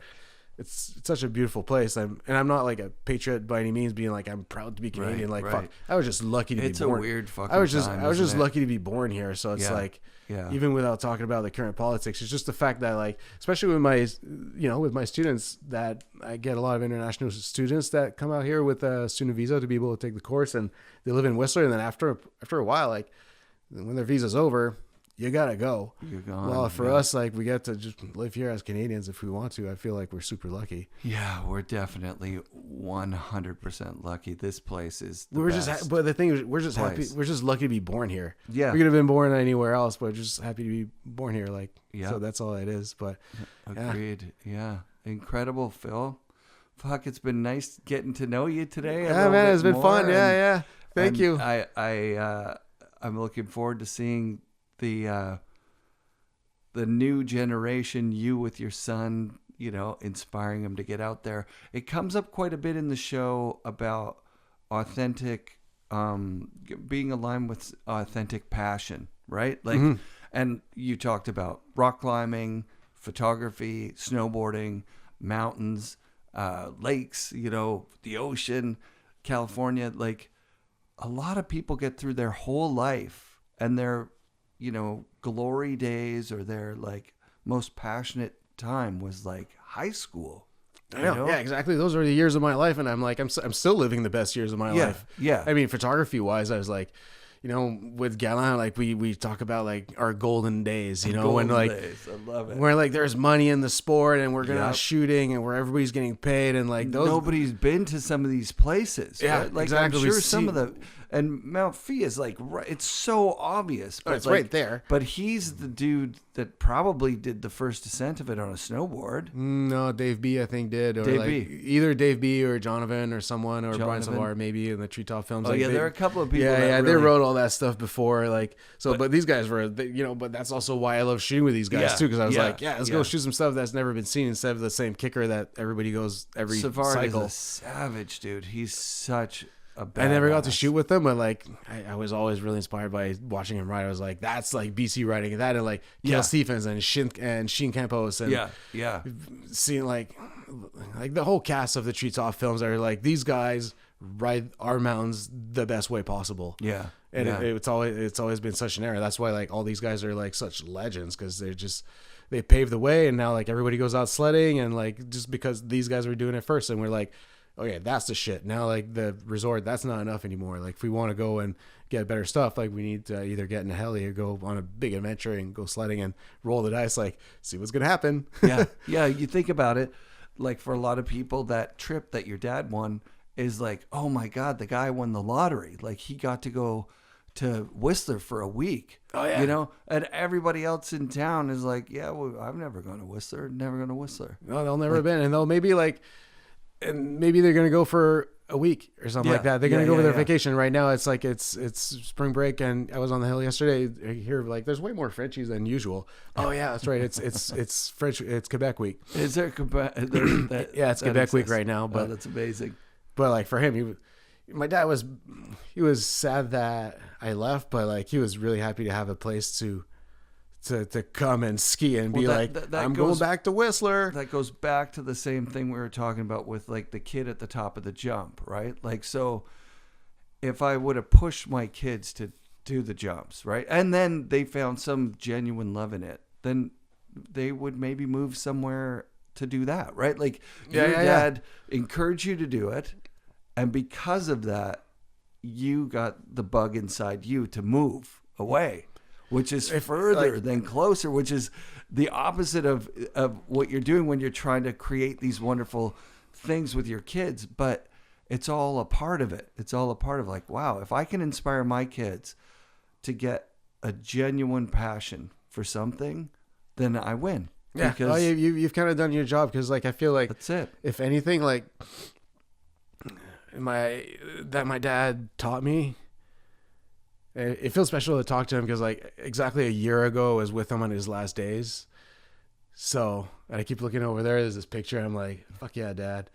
But like, Right. if anything, that, you know, he taught me passion, you know, and to, you know, to, and it's, we've all heard it, like, you know, in a cliche sense, but like, he really did teach me passion and be like, go be yourself. Go, like, he always told me, like, son, you could say, yes, boss, or I'm the boss. And I was just like, that resonated pretty hard. And sometimes I'm like, God damn it, Dad, like, it'd be so much easier if I just had a job instead of like trying to chase like the next, thing that's going to pay me. And like, you know, my wife's a nurse, so she's like, she definitely wishes sometime I had something more stable, but like, God, yeah. But like at the same time too, like he really taught me to be passionate and like to love what I do and to seek what I want to do. And now, like, yeah, with Owen, it's just, I feel so fortunate to take him on doing these adventures already. Like, I was telling him, like, oh yeah, I'm going to go, Daddy's going to go work for the morning, but I'm going to go pick you up and we're going to go snowboarding. Oh, we're going to go snowboarding. We're going to go on the chairlift. Yeah, we're going on the chairlift. It's just like those things already. Like, yeah. I went like, it's funny because I never looked at a magic chair like that before, like the little chair at the bottom of the hill. But like, right. I was there with my students the other day because they're filming something for their video project. And it's the first time I've been in a magic chair without Owen. And I was like, I can't wait to be back here with the little one. You know, who knew that I'd want to go back to magic chair. I was like, nah, man, I can't wait to spend that time with him again and like just talk about whatever else and have a little meltdown here. But then like, all right, dude, let's go back out and here's a snack. Like, forget about it. And then like, do you want to go hit this jump? Yeah. And then all of a sudden, like, meltdown, forgotten. Let's go hit this jump. Which is like, he's not really jumping, but like, yeah, I just hold him and make him like exaggerate his airs. Totally. Yeah, that's what I was saying about, can you imagine like the equipment we learned on? Now there's like a kid's board with a handle on it. Like, it just seems like, it seems now, like a fantasy world. It's a fantasy. And like, he did that when he could barely walk, and now he's on bindings and like, yeah. But the fact that they have these little boards with tiny bindings, and like Leanne hooked me up with the Proform to get some nice little K2 boots. Oh, sick. And they have little lights when he walks. Like the sole has little lights in the back. With the lights now. It's so cute, man. But he loves them. Like, if he sees the boots, he's like, he puts them on right away. He doesn't want to take him off. He runs around the house and he's like, Daddy, I want to go snowboarding. I'm That's like, perfect. Okay, cool. Let's plan on that. It's been cold lately, so like, I don't mention it because if I mention snowboarding, it's like, I want to go, but like, at least we went a little bit here in the park. But like, it's been like 2-3 weeks since we've been on the chairlift, and like, I told him we're gonna go, and he totally lit up. Like, it's just funny that like the things you get to pass on. I feel like as a parent, that's like the most special thing, is just to be like, here's what I really like, and like, because like in the summer, like I take him like on his run bike and ride trails and pump tracks, and in my mind, I'm like, that's how I know how to have fun. Yeah. I'll take you out. If you don't want to, if you want to like stop and just go climb onto roots and look at whatever, like, we don't have to, as long as we're outside. And if you want to get on your bike and start ripping around, like, great. But like, that's, at least I try to bring him to where I think these places are beautiful. Cause like where I grew up, like, yeah, we had nature, but we didn't have pump tracks. We didn't have like cool mountain bike trails or whatever else. So like now it's like climbing walls in the park that you can, as a kid, you can climb these like holds. These nice holes in the park. Isn't it crazy? Oh, it's awesome. It's everywhere around for the kids now. There are these little things that lead to these bigger things. Yeah. And I take him to the climbing gym already. Like, I've taken him rock climbing, and he's you know, I spent some time teaching him, but like his awareness is really good now. Like, he's actually like, sometimes he climbs, I'm like, you actually look like a climber. This is pretty sick. And kids are incredible climbers. Well, that's the thing you realize. God. Like, and I've seen it already with other kids, but like, you know, we come from the monkey, so you just get a kid like somewhere on a wall, and like they don't have fear of falling. So like, it's like and their little, the body weight is so little that their arms are powerful. Their arms are powerful, and like I keep telling him, it's all in your feet. You gotta look for your feet. So like, when he's climbing, like if it's any sketch, I place his feet on a hold, and I'm like, push. So he grabs the next hold, and then I get him up until like, hey, you're good, and top out. Like, I take him to the boulders here, and he's topped out a bunch of little boulders already. No and like, way, that's so sick. But now the sketchy part is like when he's on top of a boulder. How do you get him and down? now just like, it kind of takes two people, like one to get him at the top, because like he gets to the top of a boulder, he's like, look at me, Dad. I'm like, don't fall. Like, you're gonna smash your head. There's granite everywhere. But it's a fun new phase, man, because like, yeah, it's been a good ride. Like when I turned 40, I was like, man,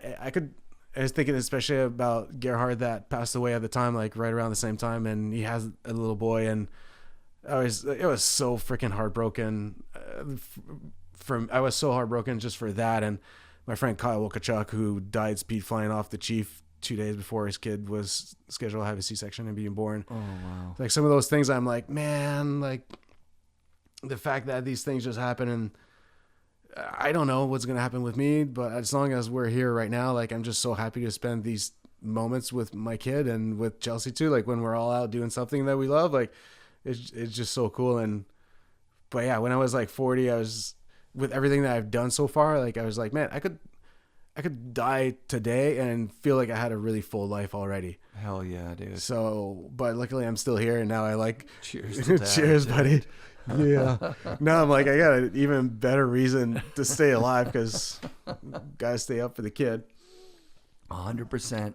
Worldview shifts when you have a kid. Oh yeah, it All of a does. sudden, there's this person there that you want to care and protect for your whole life, right? Yeah. Their entire life. And even at one point, like just to see him, like seeing what they're doing, because I was, I'm always like, I'm counting like how many years am I still going to be able to go sled shred and be able to drive my sled out? How many more years? Because I'm turning 47 in in a month and a half, which is fucking weird.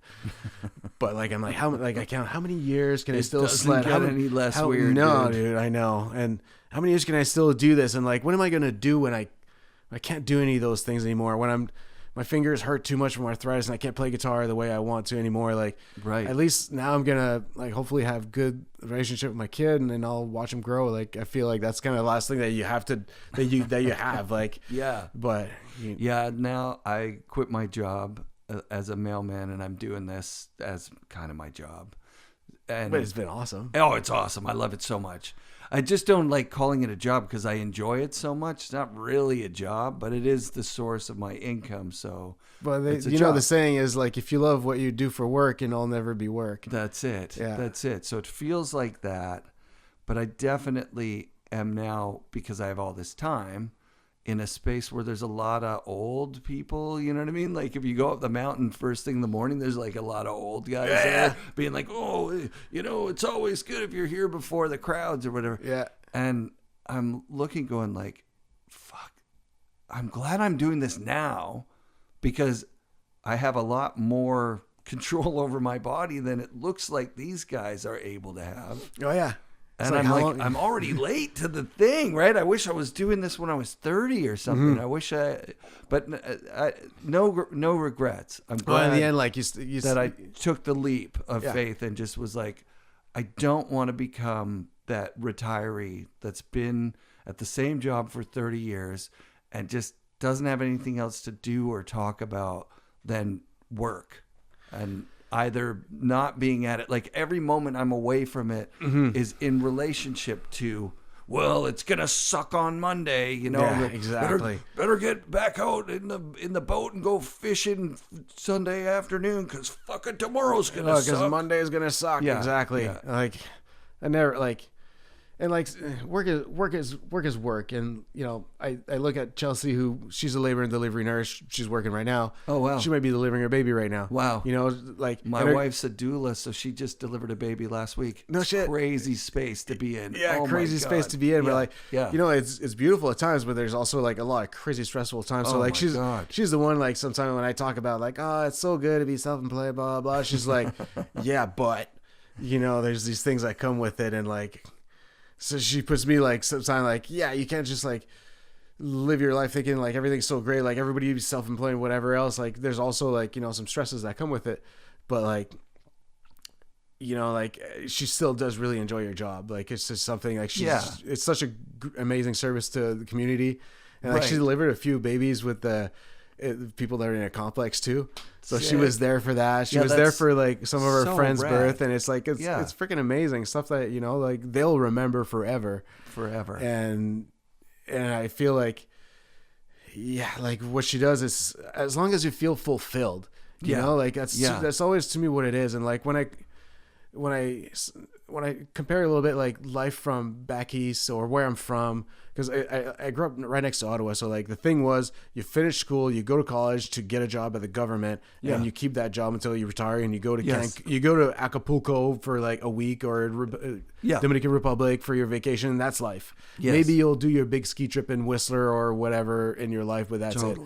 And to me, I was just like, no, man, like there's got to be more to it, and it's nothing special. Like everybody that didn't grow up in BC that end up here, like following the same path, that just wanted to like go have a better life doing what they wanted to. But at the same time too, like to me, I always find the difference is like, and I'm not generalizing, but to me at least, I find like every day I wake up like excited for something, even if I'm going to go like work something I'm not super as excited about or whatever. I know that the day after, like, I'm going to go do something else. I'm going to go shred with my friends on Whistler. I'm going to go sledding. I'm going to go climbing. I'm going to get these good feelings of like, I sent this new boulder project that I was really looking forward to try to do. Or I had like yesterday, like super fun runs on the mountain, and just like totally fills your cup. And then you're like, okay, now I'm ready to go put my head down and do responsibility life things or whatever. But you always have that passion that's just right around the corner. Totally. And I, for my friends that like, they hesitate like sometimes about wanting to have a kid because like, you don't get to shred as much and whatever else and do the things that you really want to do. I'm like, yeah, but we live in a place that all that stuff is minutes away from being accessible. Yeah. So even like the first year it kind of sucks because your baby's not sleeping right or whatever, but like, I mean, you're getting used to being a parent. You're getting used to being a parent. Huge job. Which is a huge job. Yeah. But then you still get like your kid's going to start going to daycare and you're starting to get a little bit more time. And like now we're like, when I go shred, like we're all a bunch of dads and moms that are just like, kids are in daycare. Psh, high five. Let's go shred some powder like we've been doing for 30 years. Yeah. It's crazy. My friend Roger wanted to move out when I moved out. So 93, it's a long time ago. And I reconnected with him a year or two ago. He came out for a trip and he's like, I'm finally retired. I took early retirement and I'm, or I've got 3 years left or whatever it is. My boat's paid off. My mortgage is paid off. My cabin's paid off. I got a skate ramp in my garage. He's got all this, like he did it a way that's like, he's like, now I'm ready to come out and shred. Mm-hmm. And I realized, I don't have a house. I don't have a boat. I don't have a cabin. I don't have a ramp at my place. I don't have any of these things. But if I had lived there, then to go to Grouse wouldn't have been a $5 gas drive. Yeah. And a pass that it would have been $100 for the pass, and it would have been $500 for the flight, $500 for a hotel, and for each time I do that, it would have been $1,000. Yeah, it would have been a big expense. You know what I mean? Like, so it's like it's no expense. I'm eating an apple in the car on the way there. I'm going to eat food at home when after I'm done. Yeah, you go get your little shred session. That's what the benefit. That's what I spent all my money on, essentially. Especially living here is so freaking expensive. Like, so expensive. Like the overhead just to exist is so high. Right. So in the end, but that's what we pay for. Like, it's not a day trip or a plane trip to go do what we do like on a daily basis. Yeah. Like, I mean, I've known that forever. Like,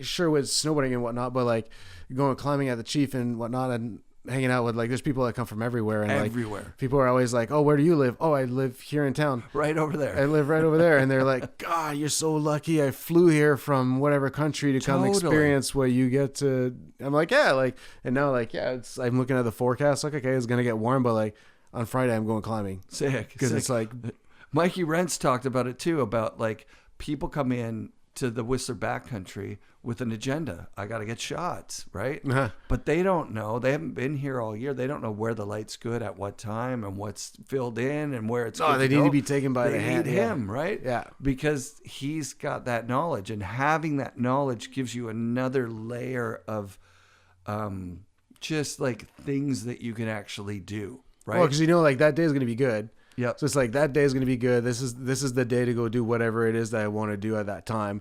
Yep. I'm going to like be busy. I'm going to do whatever I need. So that day I'm free. And then we're going to go live those experiences and have the best time perfect ever. time. And then, okay, Yeah. cool. Like looking forward to the next. In the meantime, let's do what we got to do down here. And like, yeah, we're going to keep making it happen. Sick life, man. We lucked out. Oh, We dude, really did luck out. It's so crazy. Like that's always what I say. I just feel like grateful, but mostly just lucky because Yeah. I could have been growing up and being born in a place where, you know, you don't have these opportunities that rise, and like having like parents that like, yeah, they're sad that I moved out, but like they're still encouraging to go do what I want to do. Some parents are going to be like, no, you're not fucking doing that. Like you're going to get a job and we're not going to help you with anything. Like Totally. if you want to do that, like, which is great.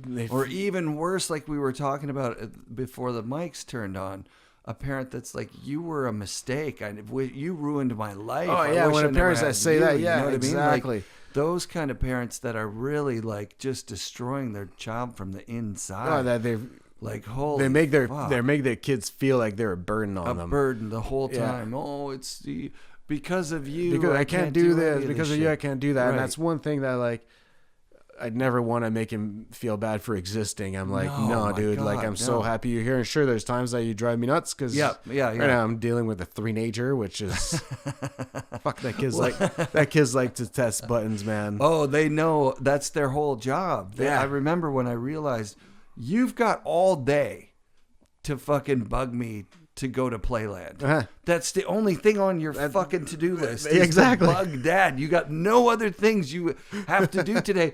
I need to take care of you. Plus, I've got all this other shit I have to Oh do. yeah, and being like self-employed, trying to work from home. Like when I first had my kid, I was like, oh god, this is gonna get tough. Tough. Yeah. He's like nap time that you get a little bit that you get done, and then after he's in bed when you're really burnt from your day.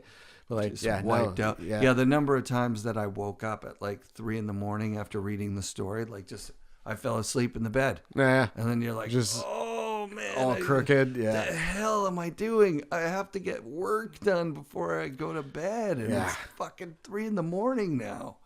Yeah, no, it's a bit of a challenge, but It's a good one. it's a good one. Yeah, But yeah, we live in such a cool place that like it's still all accessible, and yeah. Even the drive up here, it's it's one of the most beautiful drives in the world. anytime I travel the world and I go somewhere else and I come home and I turn the corner around the Horseshoe Bay and then you Yeah. see down the Sound and you see the peaks, summer or winter. I'm like, this is where you drive home. Like, yeah, it's just, I turn the corner. I'm like, I'm home. This is Yeah. it. Like the Coast Mountains. Like this is, I'm just so happy about my choices and my opportunities that were brought to me that I made it to. I'm so glad I chose to be a photographer at the time to keep me in here. I mean, Yeah. I could have done another job of anything, like Sure. work construction and stuff like that. Kept Yeah. doing that. There's really nothing wrong with it, but I've just And the reality is, there's a happy you that moved back to Gatineau and had a fulfilling job doing something else and a different family, a different life. I think you're a pretty positive person. You know what I mean? Like you're going Try to be. through life. Yeah, exactly. I feel what you just summed it up. How I feel as well. I try to be. But it's not worth it if we're the lucky people that got to follow our passions and we're fucking still complaining. That's not worth it. Ah, no. I mean, what's the point? Like, there's might no as well like move back, like, or go like, especially like, you know, if I hear people that live here and they complain about the price of living and whatever, and they don't take advantage of the area for what it is, I'm like, where the fuck are you doing here? Yeah. Like, might as well go anywhere else. If this is just a place that you wake up and you do your responsibilities and you're not happy about it and about how expensive it is, like, then just, I mean, it's not that simple to pack away, especially if you have a family. But at the same time, too, like, there's quite a lot of ways that you can make yourself happy and You go get always like have options. go immerse yourself in the forest and Quit your job and see what opportunities come up and follow a different path. yeah. It's gonna suck Monday was really the 15 years I was at Canada Post. I really enjoyed the job. It's a really awesome outdoor job. It's very easy sometimes, but there are a lot of people there that are like, "Well, it's gonna fucking suck on Monday," or like a good day happens where you're like, "Oh, we're gonna be finished early today," and then without missing a beat, someone beside you will go, "Yeah, but tomorrow's gonna suck." Yeah. And you're just like, what a way to live. Oh man, what a waste. If you're waiting for the days that suck, like, fuck, dude, celebrate the days that rule. This is like the best fucking day. Maybe you need to find a passion of some kind, whether it's like art, music, martial arts. I don't know what. Yeah, before we wrap it up, tell me about the Subterraneans. What's the story behind them? When did you guys start? You guys are gigging. I saw you in Vancouver. You rip. It's awesome. Thank you. Yeah. Subterraneans we've been playing since before COVID. Yeah, we play. It's like heavy fuzz punk, like garage, like it's kind of psych rock at times. Like, we still can't really describe our style. It's fucking loud and fast and lots of distortion. But we've been playing for a bunch of years now. We're like finishing recording our album in a couple weeks. We have a few demos that are on Spotify and Apple Music already, but like Subterraneans. We're not. Go listen, you guys. Yeah, thanks. If you're if you're into that kind of stuff, it's pretty good. It's not like metal or anything like that, but it's like it's been super fun because it's like I grew up around a lot of musicians when I was a teenager, and like sure I did like a lot of photography and whatever else, but like I always wanted to play shows. I wanted to have a mosh pit in front of me from the music that I play, and I started like it started with my wife's hairdresser that her husband from Finland, and he plays bass, and he was like, oh, husbands, you guys should get together and play. And like we started playing, and like he likes like way heavier shit than I do because he's from Finland. I always say he likes like goat sacrificing metal. Death metal, I love it. That's and awesome. I'm more like I listen to a lot of stuff, but like, you know, I more like punk ish. Yeah, like 90s snowboard video. 90s snowboard video and like old punk from the 80s, and like now I like a lot of bands like the OCs and Fuzz and One, and like a bit on a psych rock kind of style, but like I still go back to like my punk rock years. Like, you know, like my town was either like you listen to hip hop or you listen to metal. Right. And like, but then like I had a friend who forgot a Dead Kennedys tape in my mom's car. Sick. And then I turned that on. I was like what the fuck? And all of a sudden I totally like, and I was like punk rocker for years and years. Sick. Still, while liking, like I'll put on like Grateful Dead on a road trip, you know, like I love everything, you know, but like except for like fucking new school rap, like whatever it's called, like mumble rap. I cannot stand it. But anyway, so we started weirdo, just weird fuck that. But yeah, so we started playing music, me and Aki, and then I made a post on Facebook musicians, Squamish musicians, like, wait, we need a drummer. These are influences. If you're into it, like, get in touch. And we met Scott, who's been our drummer, and he's a singer.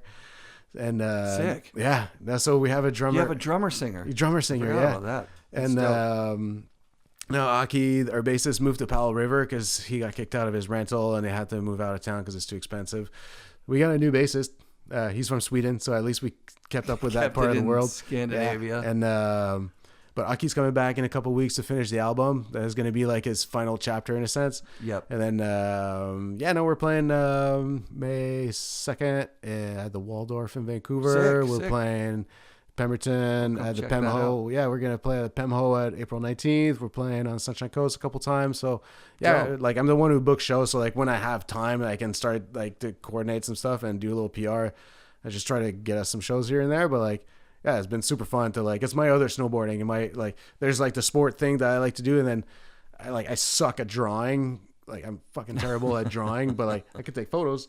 That's like, which is kind of artistic, but like to me, like that music is more my artistic style, where like, yeah, like I'll try to play like at least like 10 minutes every day if I don't have time or otherwise. Like, but when I go and play a session or play a show, and like there's all this anticipation, and now you're on stage and like people are stoked listening to music, and you got people dancing, having a good time, and you finish your set, people are like, that was freaking awesome, thank you, and just all you say is just, oh, thank you.